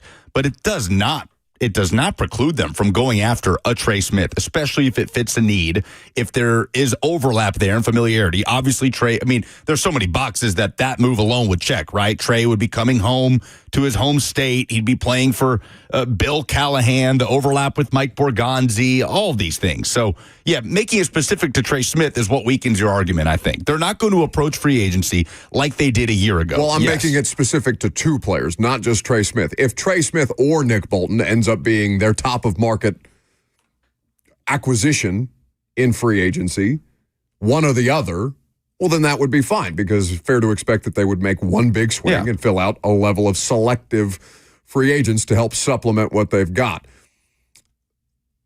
I wonder if I'm not Trey Smith, if I don't take less money to stay in Kansas City, though. I don't know. It depends on what you value, and there's only so many opportunities for you to cash in on these big money contracts. Missouri, no state income tax or no? I don't know that off the top of my head. Tennessee, obviously. I do not know. That is one of the biggest things working in their favor. I don't know what the market will be for Trey Smith. We can take a look at Spot Track real quick. Those are just estimations. Right. The highest paid guard in the NFL makes approximately $20 million a year. Yeah. Okay, selective and conservative. It's not $20 million a year for a guard. It's not. And why would Trey Smith not stand to make 20 plus? So that I think honestly strengthens my argument, talking about non-premium positions getting premium money. The Spot Track valuation on Trey Smith is 19.7. Yeah. And that feels low. That's pretty top of market. Market value, 4 years, 78 point. Trey Smith, the player, is really good. You have a need at right guard and right tackle. But if you can pay another player $8 million a year to come fill in on your offensive line versus 19.7, that's probably the route that this front office sounds like it's going to go. Whether they do or not remains to be seen. Yeah, but again, one of those type of swings in free agency. I don't know, 19.7? How many of those type of swings did they make in free agency, though? Ridley and Snead. Oh, the Titans? Yeah, and I know they traded for Snead, but it was part of that big spending spree. 3.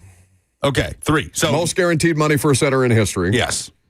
The Ridley deal was top of market for a tier 2 wide receiver. Obviously, wide receivers are making more than Calvin Ridley, but Ridley is kind of the barometer. And then Snead is a top 5 paid corner, I think. Yeah. Right now in the league. And then the Murray deal was not small potatoes. No, it was significant guaranteed money, and honestly, that was one of the most confusing contracts anywhere in the offseason. To go from 4 of those to 1 in the next offseason would be following along that more conservative and selective path. But what also is smaller, going from 4 to 1. The amount of cap space they have about $50 million to play with here. Okay?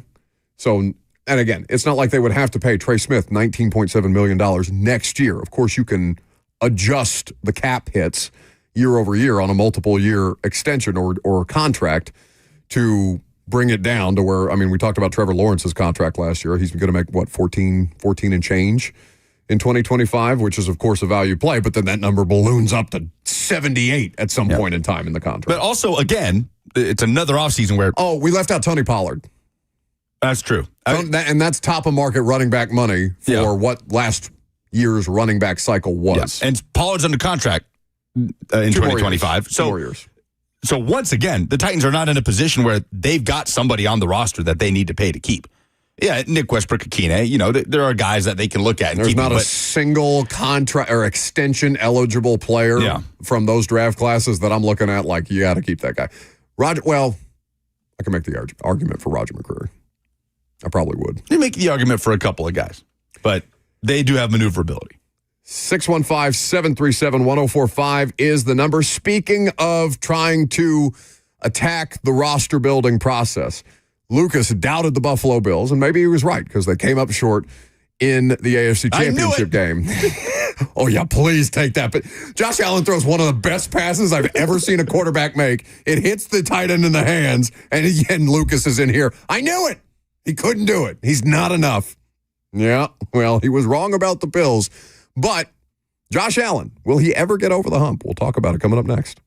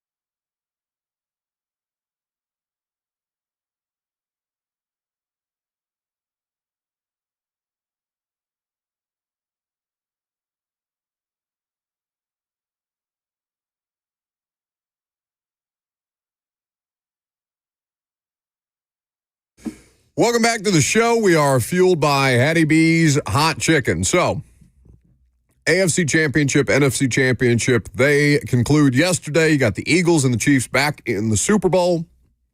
We'll have plenty of time over the next week and, 2 weeks to talk about those specific teams. By the way, 3HL going to the Super Bowl in New Orleans. I'm going to have all kind of great interviews for you to check out there. They always do a great job with that. New Orleans is a fun spot to have the Super Bowl. I'm sure they'll do it up.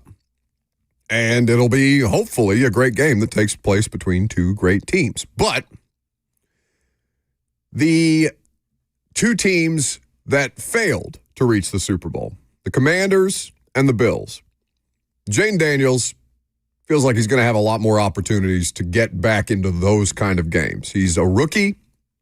He is playing in a conference that is not overwhelmingly stacked with quarterback talent. And as we talked about earlier, Jayden Daniels, provided that he continues to progress. And I've heard, God knows I've heard Brian Callahan say progression is not linear 7,000 times this season, even though plenty of things about football are linear, even if for the Titans they weren't this year. If Jayden Daniels makes progress, he could end up being the best quarterback in that conference. Did he just have the best rookie season by a quarterback in NFL history?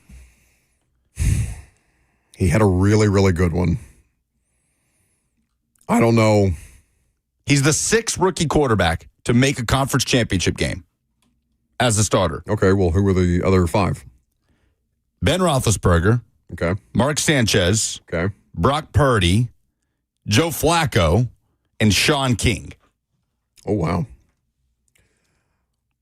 Flacco and Roethlisberger would probably be the two best, career comparisons. Rookie season is what I'm talking about. For them to make a conference championship game. Roethlisberger. Did any of them win? No rookie quarterback has ever led their team to the Super Bowl. Right. Roethlisberger went 13-0 as a starter. He played in 14 games, started 13 when he was thrown in 2004. But his touchdown-interception ratio, worse than Jayden Daniels. Obviously, Jayden Daniels has a dual threat and being the catalyst for that offense.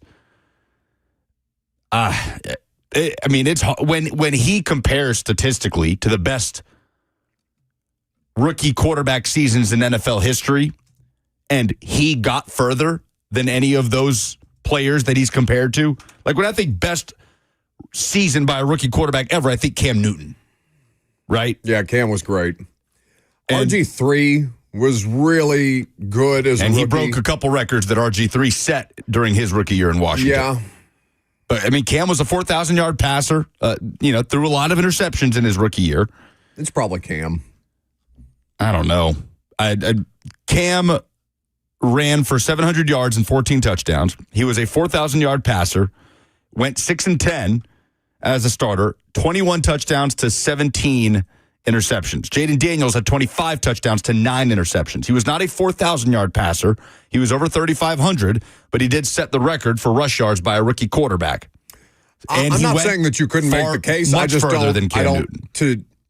You asking me that question off the cuff, I wouldn't be comfortable answering it without some of the information that you provided. But you could certainly make the case, especially for how far he helped his team get, right? That he was a main facilitator, not a passenger type of quarterback. Anything but a passenger. Exactly. Flacco in his rookie season was very much along for the ride. He helped get the Ravens to the conference championship game, but the defense in Baltimore was the biggest engine for what that team was able to do. You could probably say the same of Ben Roethlisberger's Steelers during that period of time as well. I would argue that Jayden Daniels was the biggest reason that the Commanders made it as far as they did this year. There's not another person responsible for that team. You called him ancillary the other day. Save Adam Peters. No, I didn't. Yeah, you did. No, I didn't. You started to. I started to, but then I didn't. Back off. Well, Adam Peters is the most important change that team made. Josh Harris. I keep confusing Adam Peters and Josh Harris. Adam Peters is the general manager. Josh Harris is the new owner. Did you read the thing I did read the article about Dan Snyder and how he tried to blow up the sale. How much he effing hates how good they are. Yeah. And that there are few people that I like to see fail as much as I like to see Dan Snyder fail. I was talking about this with Lisa. Dan Snyder and Deshaun Watson for me. The fact that he has a security detail following him around in London. Good. Like anybody in London cares about Dan Snyder. Nope. But there'd be a stray commies fan be like, hey. Oh, wait, do a double take. Can you imagine seeing Dan Snyder on the streets? If anything, that would draw more attention, but a bunch of giant security While he was dudes. hiding from congressional subpoenas on his mega yacht in the south of France. Yeah, But bleep Dan Snyder. People in his circle having to tell him the only thing that will make your legacy worse is if you torpedo this sale and continue to own this team. That is the only thing that will put you in a worse light to people. I mean, how sobering was that for him to hear in that moment, you think? You always I don't wonder. think any of this stuff phases him. He just seems like a petulant child. You always wonder how those people sort of, digest seeing something like this, where obviously you're the problem. Everything points to that. You left, and they instantly had the best season they have had in decades, since before you were the owner. So how else could you come to a conclusion other than, how would you rationalize it if you're Dan Snyder? Oh, they got lucky on a quarterback. These people don't rationalize. That's what I'm saying. Like there's no rationalization to it. It's just, no, this is my thing. I'm going to make it better. I have complete and total control over this. Are you laughing at the person trying to imitate an English accent talking about Dan Snyder in the comment section? Jonathan in the FNMA chat, Go ahead. Do your best English accent. A Brit walking the streets of Actually, London. no, I take it back. Jackson, do your best English accent. Can you read that comment by Jonathan Hernandez? Right now. Is that bloke over there Dan Schneider? It's Dan Snyder, isn't It's it? Dan Schneider. Oh my That's not heavens. happening. Nobody cares. Pip, pip, cheerio. That's not reading that comment at all. Why are you freelancing? Oh, he I didn't see didn't the have it comment. pulled up in front of me. But yes, Dan Snyder reportedly hates the Commanders' success and tried to blow up the sale at the last second. Good. I hope it burns him. I hope it keeps him up at night. I really do. I don't think there's anybody who's ever been a part of football that I've enjoyed seeing shamed as much as Dan Snyder for all the rotten things that he was associated with. Listen to this. In the 4 games that Josh Allen and Pat Mahomes have faced off in the playoffs, total yards, Josh Allen, 1,306. Pat Mahomes, 1,299. Total touchdowns, Pat Mahomes, 12. Josh Allen, 11. Turnovers, 1 apiece. The margins are that thin, and yet 4-0 to Pat Mahomes. But you said Kincaid, was okay not catching that pass. Look, it's a drop. It's just like dude was laid out in midair, body totally Lucas, parallel it's with not the you ground. and I trying to make this catch. Reaching Okay, out it's on the a fingertips. first-round pick I at get tight it. end. I know. In the AFC Championship game. Feels harsh. No, it doesn't feel harsh at all. It cost them the Super Bowl. Josh Allen is sad boy moping around, talking about to be the best, you got to beat the best, kind of just miserable post-game quotes in all of this. There's people tweeting out visuals and the rest of it from Bill's locker room cleanout day. No, the difference between that locker room cleanout day and potentially the Super Bowl is that drop. Yeah, absolutely. But it's not the stone cold Mark Andrews. But look, I don't know if there was a play that was as bad as the Mark Andrews play. What happens if Kincaid catches that pass? Chiefs probably get a stop, force a field goal, win in overtime. Probably so. Probably so. I mean, these things are inevitable, yeah? Tough break, ain't it? Go to break before I break you. Man.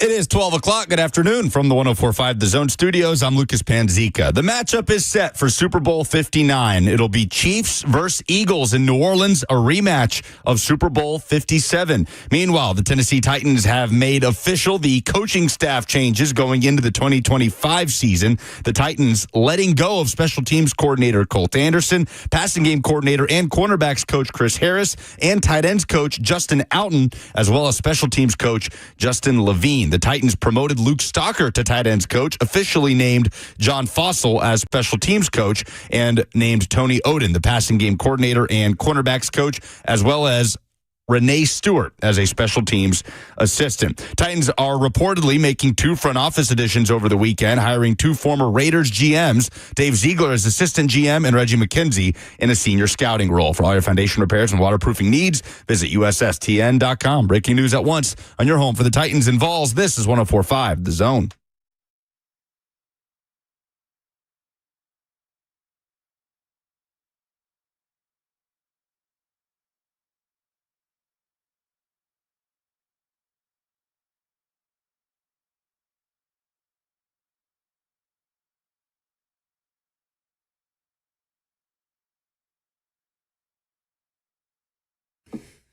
Lucas, who of the Titans retained?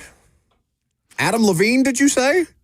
Now, that would be interesting. That would be interesting if the Titans had fired Adam Levine, famous Maroon 5 singer, from their special teams assistant role. I didn't say Adam Levine. Didn't you? You said Justin. Justin. Ron Burgundied the tweet from Aaron Wilson. Oh, so it's not your fault. It is not. It never is.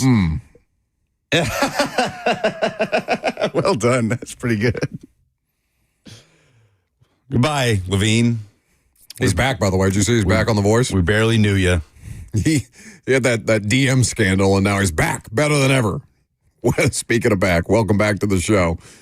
Here on 104.5 The Zone, Lucas Jackson and me with you until 1 o'clock. Yes, Titans have made a handful of special teams coaching transactions as well as promotions, and also allowing people whose contracts had expired to walk, including Chris Harris and Justin Outen.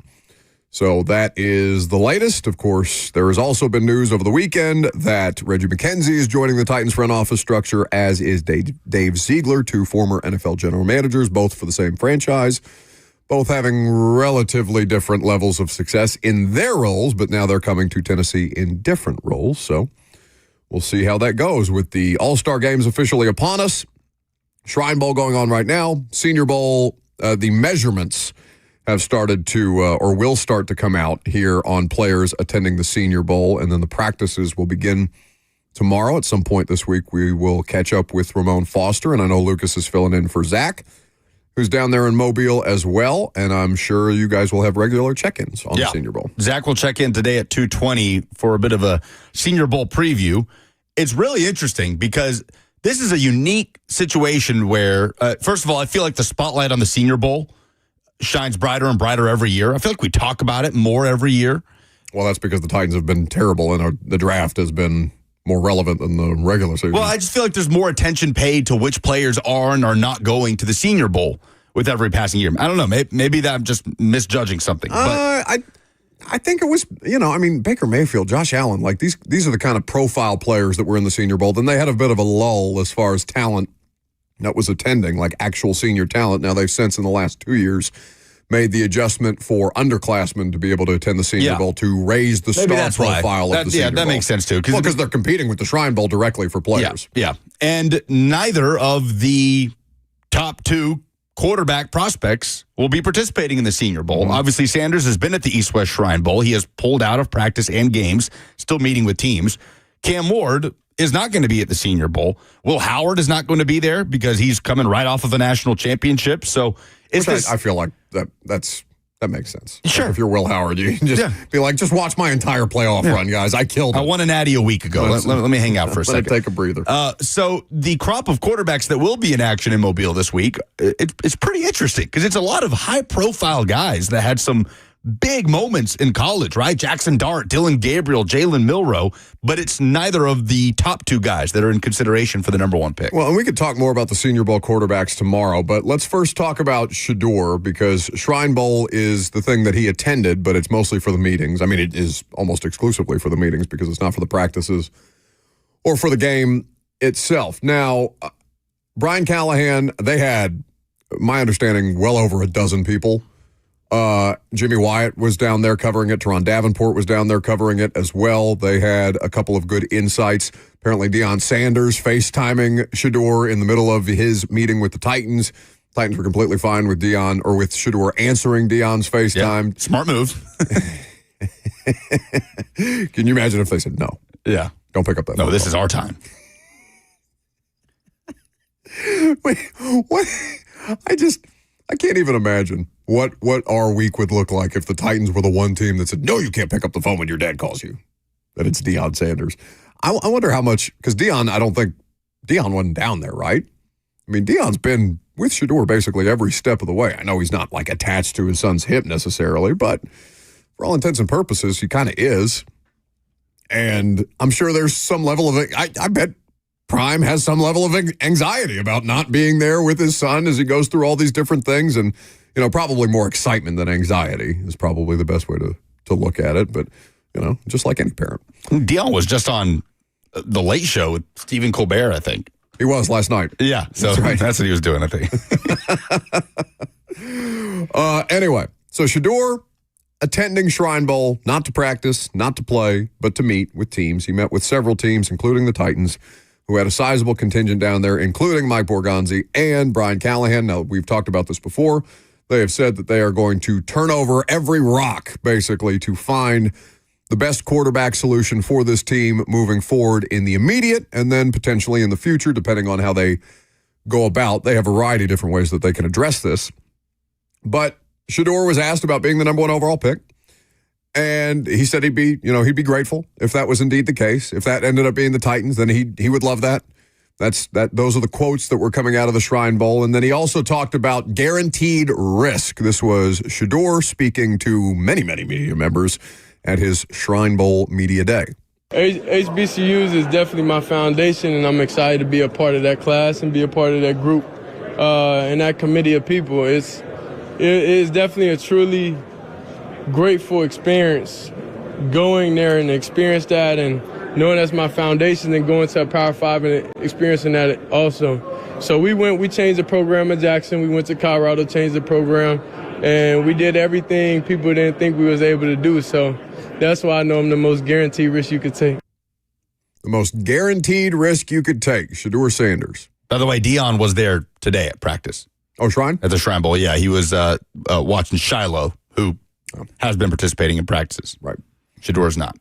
Do you have to draft Shiloh if you draft Shedeur? What are the rules on this? Is this like what's Giannis's younger brother's name that's been on the Bucks bench for like an eternity just because he's Giannis's Slay brother? knows them well. Oh man, does he actually?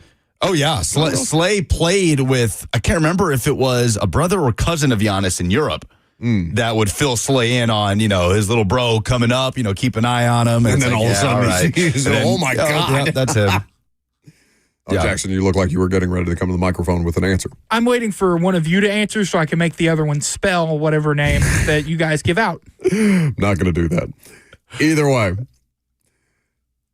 for Shedeur, guaranteed risk, he's got a couple of different things here that are viable, obviously, at the NFL level. His accuracy is probably his hallmark. Would we say that's the best attribute that Shedeur Sanders has going? The biggest weakness right now is his proclivity to hold on to the football, which can sometimes cause untimely sacks. Again, not just the bowl game, because those were particularly egregious sacks that Shedeur took in that game, but you can go back and look, understanding the nature of Colorado's offensive line, understanding that he just needs to have a faster clock with how quickly the ball comes out. I like Shedeur Sanders. I am fascinated to see how badly these teams want a quarterback. Because there's nothing that wouldn't make Shedeur the second overall pick if Cam Ward were to go number one or vice versa. I mean, I think it would be less likely that Shedeur would go before Cam Ward, but it just depends on the team and the level of infatuation that they have with this particular prospect. For Shedeur, he is going to have to get that timing down. I mean, he's a timing and rhythm pocket passer primarily. That's what his offense was. That's what Shermer's offense was at Colorado. That's the offense that's going to translate to the next level. Fair to expect he's a highly talented athlete that he should be able to adjust at some level. What the learning curve is for him at the pro level, how much faster things get for him, we'll see. Obviously, none of us know that right now, nor will we. Yeah, that's a huge factor for both of these guys. I don't know. Who's the number one defense Shedeur Sanders played this season?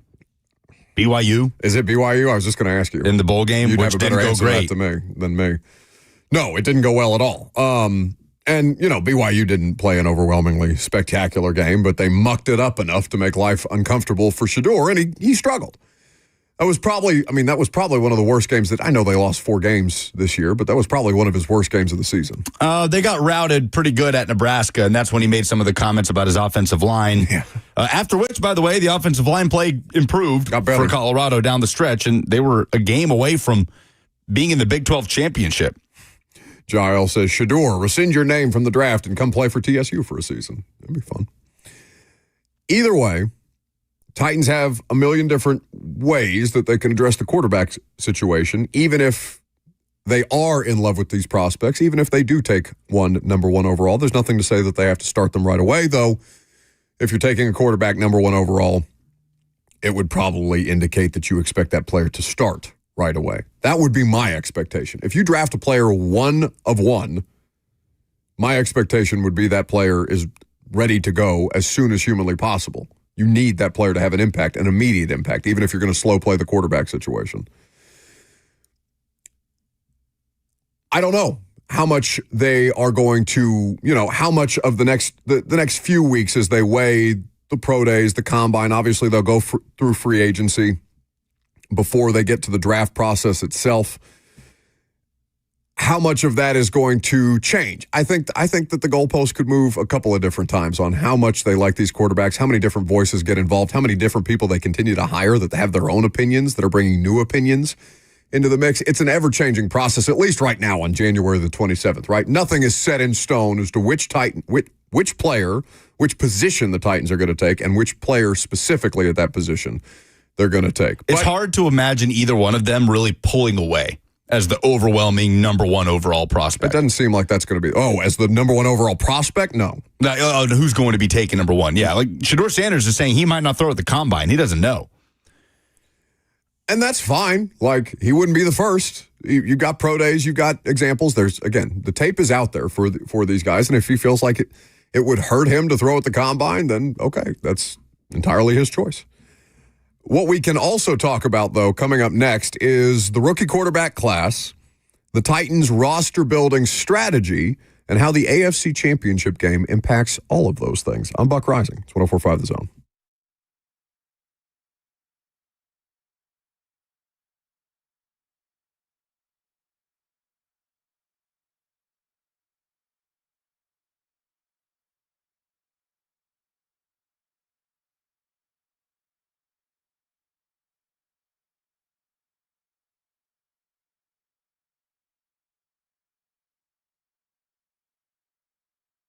The Tennessee Men's Clinic is here to help you. They specialize in men's sexual health issues. It's all they do. It makes them the experts in the field. They have access to multiple protocols and options to treat ED based on your specific needs and what's going on in your body. So don't trust your health to an online pharmacy, and understand all of the options that you have available to you when it comes to ED treatment, because they don't want you to feel like you're out of options.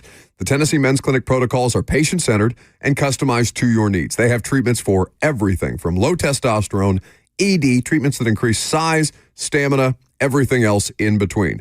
Bottom line is, no one has more expertise and experience in successfully treating men's sexual health issues than the Tennessee Men's Clinic, and they're passionate about what they do. So schedule an appointment online today at TennesseeMen'sClinic.com for their Franklin or Midtown location, or call them 615-208-9090.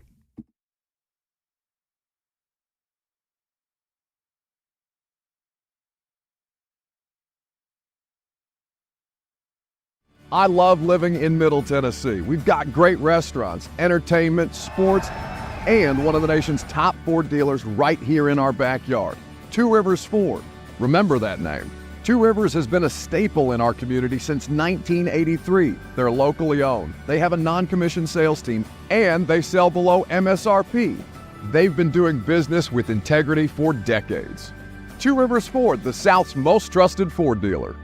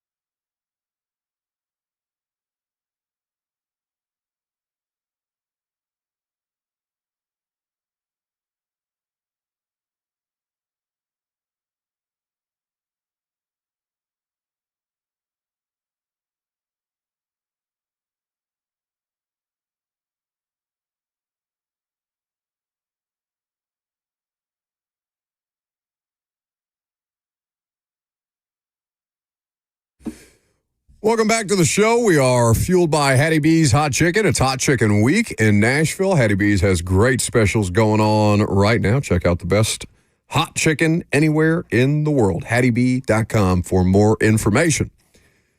So we talked about Shedeur Sanders, Titans having a sizable contingent at the Shrine Bowl to check out the Colorado quarterback, to speak with him, to meet with him, not to see him practice or play, because obviously that's not taking place. And they'll continue to participate in all these pro days, all-star games, combine, obviously. They'll be, I think Callahan said, out in full force to try and find the best possible solutions for this roster, for quarterback, among a variety of other needs that this team has to get under, just has to fix at this point in time. It's been so, we're talking about the roster has been bad since 22. It's a long time for it still to be in disrepair this way. It's just been in this sort of steady downfall on aggregate since 2020, right? Every offseason since 2020, the roster has taken more hits. There's been more bad than good done to the roster. Would you say that about last year too? Because I might be willing to argue that Levis and the Snead injury were about as bad a thing to happen to any team. Well, they didn't acquire Levis last year. But yeah, but they didn't really get the full force of the Levis effect until last year. I'm talking about the acquisitions year over year over year. Last year, their acquisitions, the season was what it was, but they acquired a 1,000-yard receiver in Calvin Ridley. They acquired a good quality starting center in Lloyd Cushenberry, a 1,000-yard running back in Tony Pollard, right? Value with the rookie class, with Brownlee and Latham specifically. Cushenberry played in 8 games, but I get your point. But I do think 2024, the year 2024, ended that run of more bad things than good things being done to the roster in terms of the acquisitions in that particular year. Which is crazy because they were as bad as they ever were. Yeah, right? It's a little bit of both. A lot of things were mishandled. The quarterback situation had a lot to do with it. And it also could have been a culmination, too, of the roster continually getting worse year over year over year. And the hope is, now the goal is for them to turn the tide on that. So how can they turn the tide beyond getting personnel decisions right? The AFC Championship game took place yesterday. You know this. The Chiefs will play the Eagles in the Super Bowl. At the top of the AFC are 4 players in no particular order. Well, I guess you could do it in the order that they finished in terms of playoffs or regular season. Patrick Mahomes, Josh Allen, Lamar Jackson, and Joe Burrow. All of those players are under 30, and they are improving. All 4 of those players are ascending players. We agree? Oh, yeah, still. Which is a horrifying proposition. So, fair to expect that those 4 players, unless one of them changes conferences at some point in their career, which happens. It happened with Brady. It happened with Rodgers. That these 4 are going to be ruling the top of the conference for the next 8 to 10 years. Conservatively, 8 to 10 years based on the lifespan of the average NFL quarterback right now. The rest of the conference is just trying to play catch-up. And to me, there's nothing that guarantees one way or the other that you will or will not hit on one of these players. Burrow was a hugely productive college football quarterback, a national championship winner on one of the best college football offenses that we've ever seen. Lamar Jackson was a Heisman Trophy winner running a pro-style offense at Louisville. And while it took him a little time to continue to develop as a passer, it didn't take him nearly as much time as people act like it did. And it's been most unlocked by Todd Monken's presence. Josh Allen, we know that was a bit of a slow burn.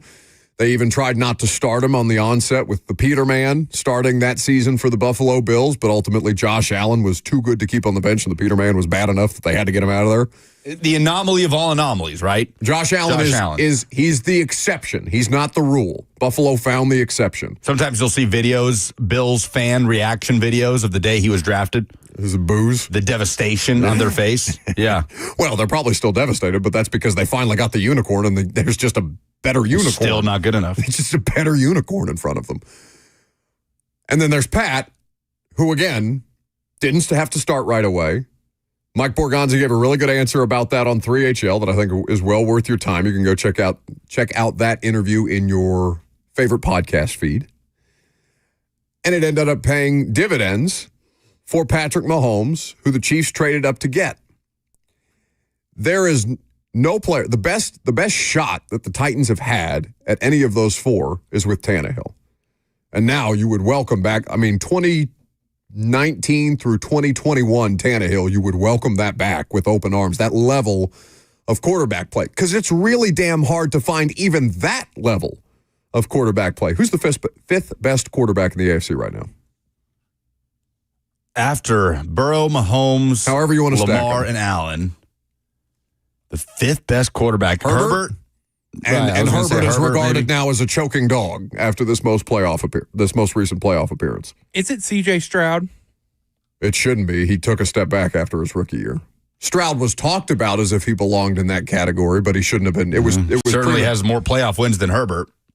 And by the way, we haven't talked about Bobby Slowick getting fired. We talked about it when it broke Friday. Why do I not remember Friday's show at all? Pete Carroll got hired, Bobby Slowick got fired. I don't remember any of it. Anyway. But yeah, and then then you have that crop of elites at the top of the AFC, and then kind of brewing underneath that is this wave of Justin Herbert is a tier below those guys. But he's indisputably one of the players that you would want to take a run at the other four. Yeah, and then you're getting down to C.J. Stroud and Bo Nix, right? Yeah, well, Bo Nix, who would have been a candidate for Rookie of the Year if Jane Daniels didn't do what he just did. Sure. I think he's still a candidate. Well, is he not one of the final five, Bo Nix? Not one of the final five rookies? Oh, I can't remember off the top of my head. He probably was. He may not be.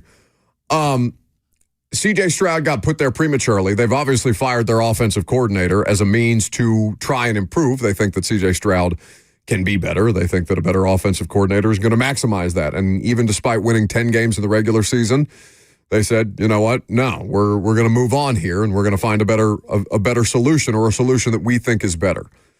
So the Titans are chasing not the elites right now. They're chasing that. I hate to put Herbert and Stroud in kind of a quarterback middle class, but that's what they are relative to the top of the conference. That's kind of the middle class right now. Playoff teams, but not good enough to usurp the four fire-breathing dragons. Well, I guess Burrow didn't make the playoffs.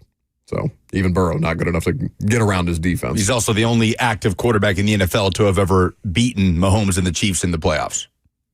Active, yes. Turns out Tom Brady and that one Joe Burrow year, about the only shot that you get at that guy.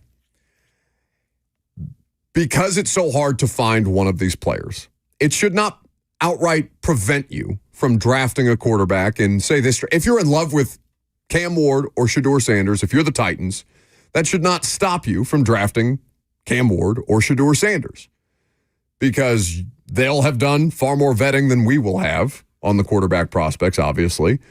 If they are, convicted in their beliefs, then they'll say, okay, we'll take this player, whatever the strategy for him to develop into the best possible version of himself, we will try and stick to. And then hopefully by the time, this quarterback is ready to really hit the field, that we can make a run at the division first, which right now is kind of the Houston Texans division to lose year over year.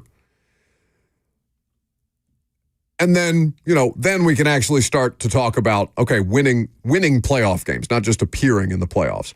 But to me, because it is so hard to find one of those players, to me, I feel like I've shifted a little bit off the quarterback at number one overall, because I think the first Monday after their season ended, we both said quarterback, yeah, at number one overall. Yeah, and the argument there are definitely arguments to be made, regardless of what your level of belief or lack thereof in the quarterback class is.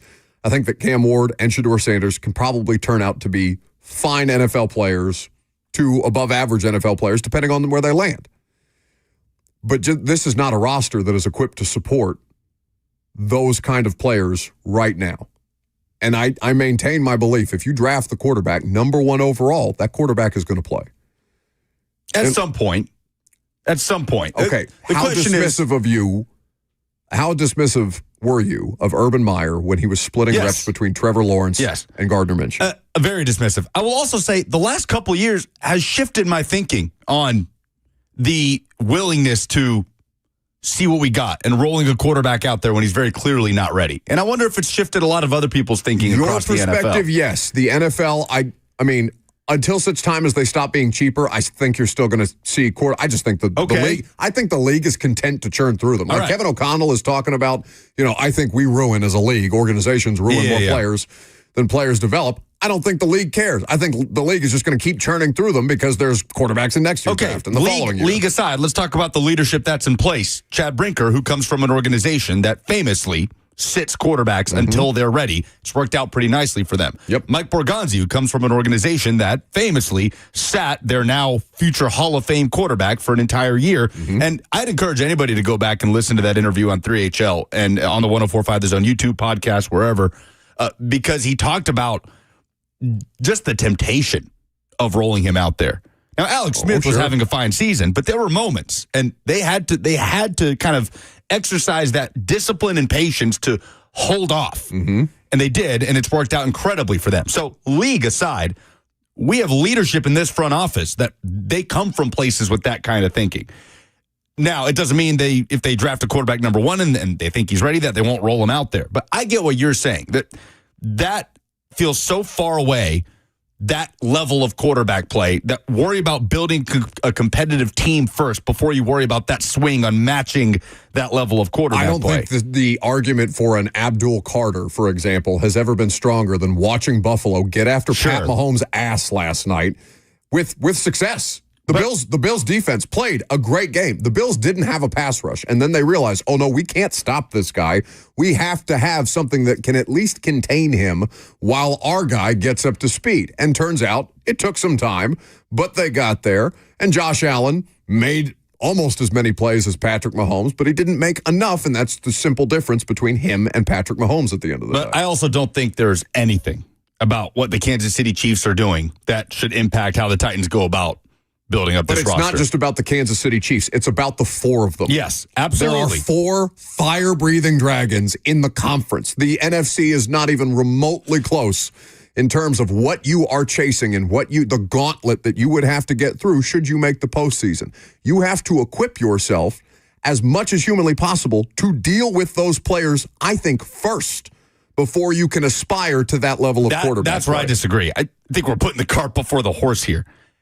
Just get back to a baseline competitive place before you start to even broach making up the gap between you and Bills, Ravens, and Chiefs. No, we agree on that. Nobody's arguing the opposite. So to me, but that starts by 4. This again, it's not just a quarterback away. This roster is miles, of course, from that meaningfully competitive bar that you just set. Miles from competing from the division. The AFC South is putrid, and they finished worst back-to-back years in a putrid division where the Texans look imminently gettable by every other team in the AFC, every other playoff contending team in the AFC. And you beat them once on their home turf, and congratulations to you. You won 3 games, and that was one of them. This team has so many different things that have to get there to just bridge the gap between the worst team in football and meaningfully competitive before you can even start to think about competing at the top of the division. Sure. Or top of the conference, I mean. And the logic there in trading back and building that out, it does make sense. That is, to me, the thing that makes the most sense. Unless they are definitively sold on one quarterback or the other. If you have even a shred of doubt about whatever quarterback's ability to put you over the top, then I think you have to strongly consider not taking a quarterback with the first overall pick. With that specific pick, if Shedeur is there, if you trade back to 3 or something like that, and Shedeur is there, and the Browns do something that none of us expect them to do, which is take another position other than quarterback, even though they're sitting there with the second overall pick, then yeah, I'm fine with that, provided that you get other things to help support that quarterback. No quarterback here is going to be properly supported, vet, rookie, or otherwise. Yeah. But if they believe that one of these quarterbacks can play a key role in helping them get back to that stable, and don't think competitive twice place, about it. Take the quarterback. Exactly, which is where I'm at. Like, sure, no, we agree on this. Well, I think that there is an assumption that you can only get your quarterback if you hit the basement, if you hit that rock bottom, and you hit on that number one pick, right? Like the Bengals did with Joe Burrow. But that's not the case. It doesn't have to be the case. It almost never happens that way. The Bills didn't have to bottom out to get Josh Allen. The Chiefs certainly did not bottom out in order to get Patrick Mahomes. The entire NFL let Lamar Jackson fall to 32, and the Ravens traded. The Ravens let him go.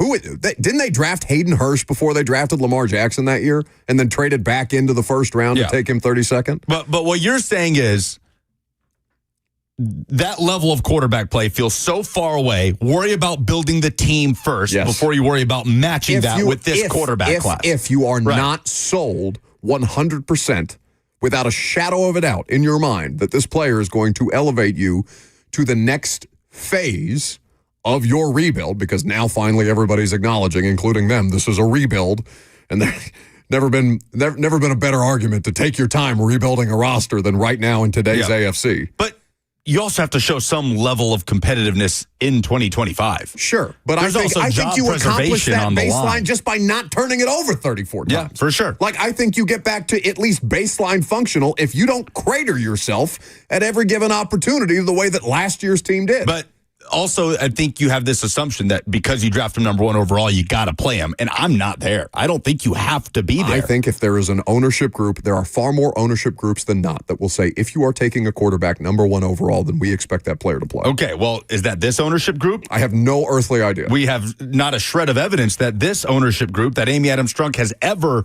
interjected herself into a personnel decision. No, we do not have evidence whatsoever of that specifically. What we do have evidence of is that they want an exciting product by the time that stadium opens in 2027, and that there is a level of patience that has been expressed but not followed through on for multiple years at this point. And now it's a different administration saying, no, we've got time.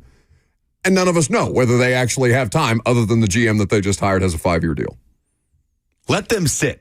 Let that become more of a norm across the NFL. And again, NFL aside, we have two people in leadership positions that come from organizations that have done that. So I don't think that we say... but they don't work there anymore. Okay. That's not their job anymore. They work at a different organization that has not had a level of patience, even though I keep seeing everywhere. Well, patience.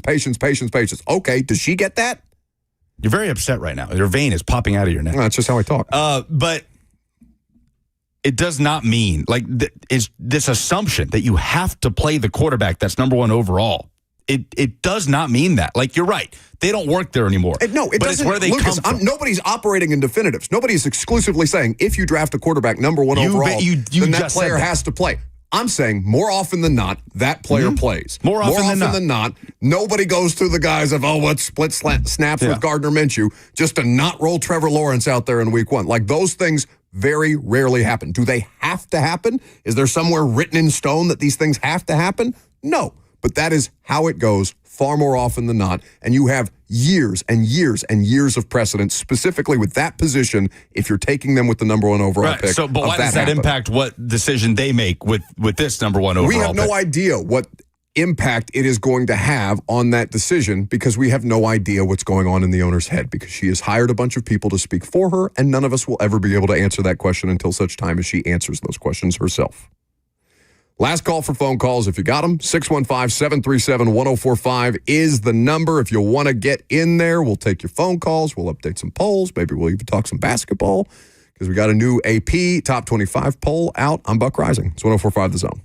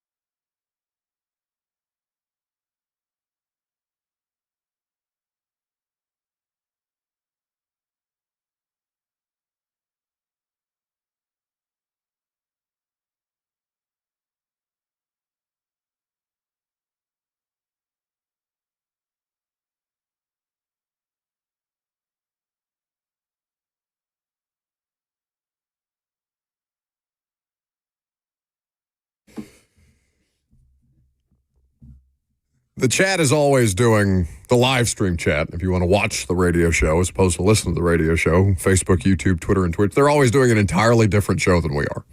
They're currently debating how scared it seems they are of Deion Sanders' tweets. Scared or not scared they are. If you're scared of Deion Sanders on Twitter, this ain't for you. just generally. There's nothing wrong with Deion Sanders being on social media. It's like any public front-facing parent, it's going to happen. That doesn't mean that it's bad or good for your team. It just means it's another person tweeting about your team. Vanderbilt has cracked the AP Top 25 in both men's and women's hoops for the first time since 2011 that both are ranked. Huge win for Vandy at Memorial Gym over the weekend against Kentucky. The then ninth Kentucky Wildcats. What did Kentucky drop? They dropped to 12. Okay, Tennessee 8? Tennessee dropped 2 spots to 8. Kentucky will be in Knoxville tomorrow night to play Tennessee. That'll be an interesting game. We will see. We will check in on Ron Slay's availability to see if he can talk about that game with us, I'm sure, at some point in time, though I know Tuesday is typically a travel day for him, so we may have to work out the logistics of that if Slay is available.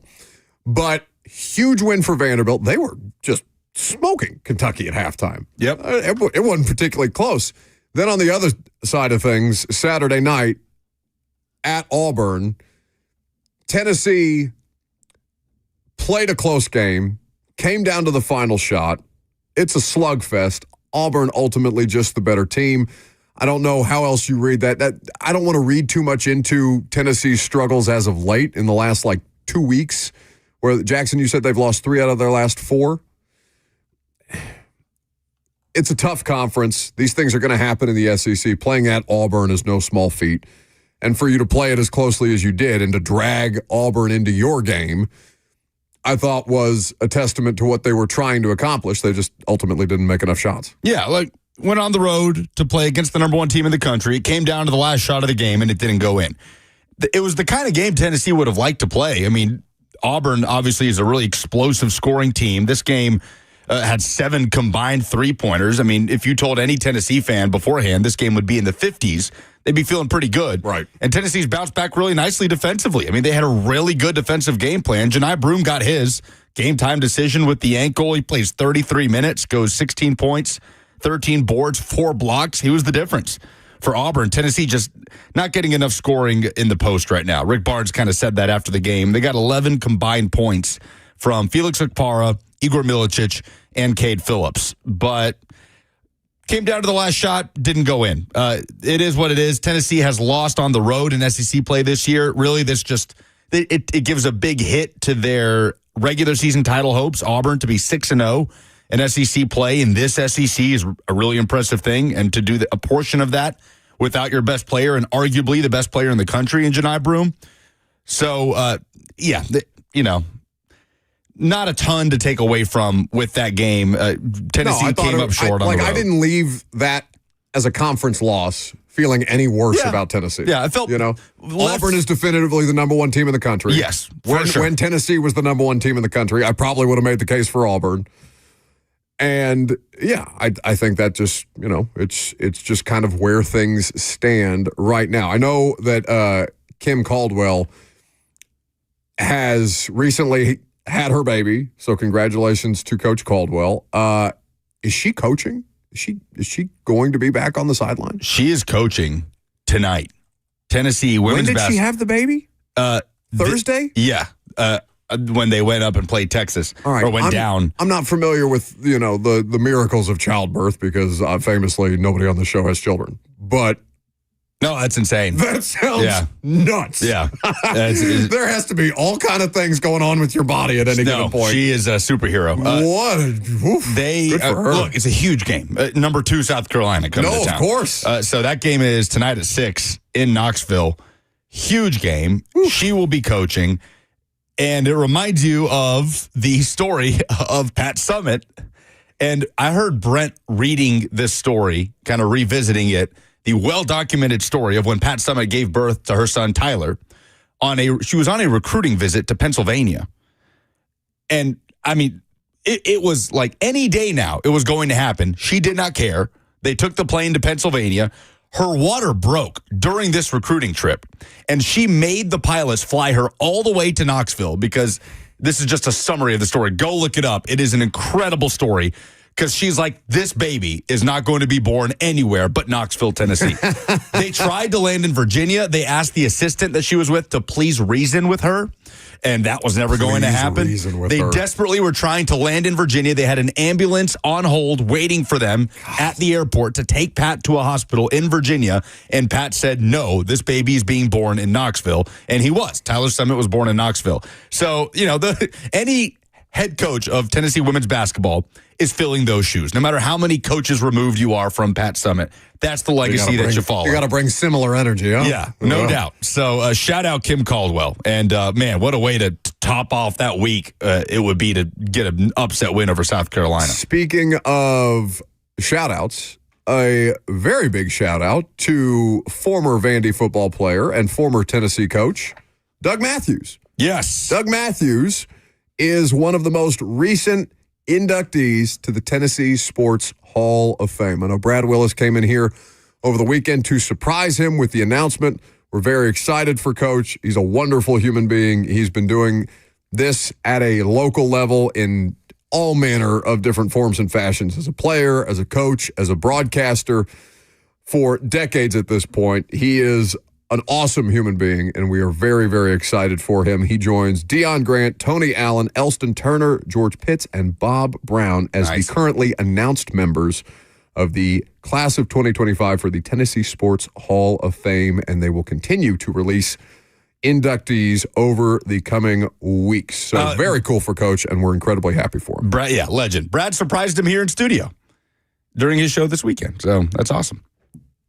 Oh, did you already say that? Breaking news, Tom Pelissero reports that two Indianapolis Colts players have been suspended for gambling. Will Bowling texted me, Kim Caldwell had her baby last Monday, not on Thursday. I don't care. Stop blaming other people. Incorrectly stated. So stop blaming. Misinformation being spread. Other people for your faults. Really wish you would double check your facts before just taking to a microphone. Play the polls before I scream. It's too good to be true.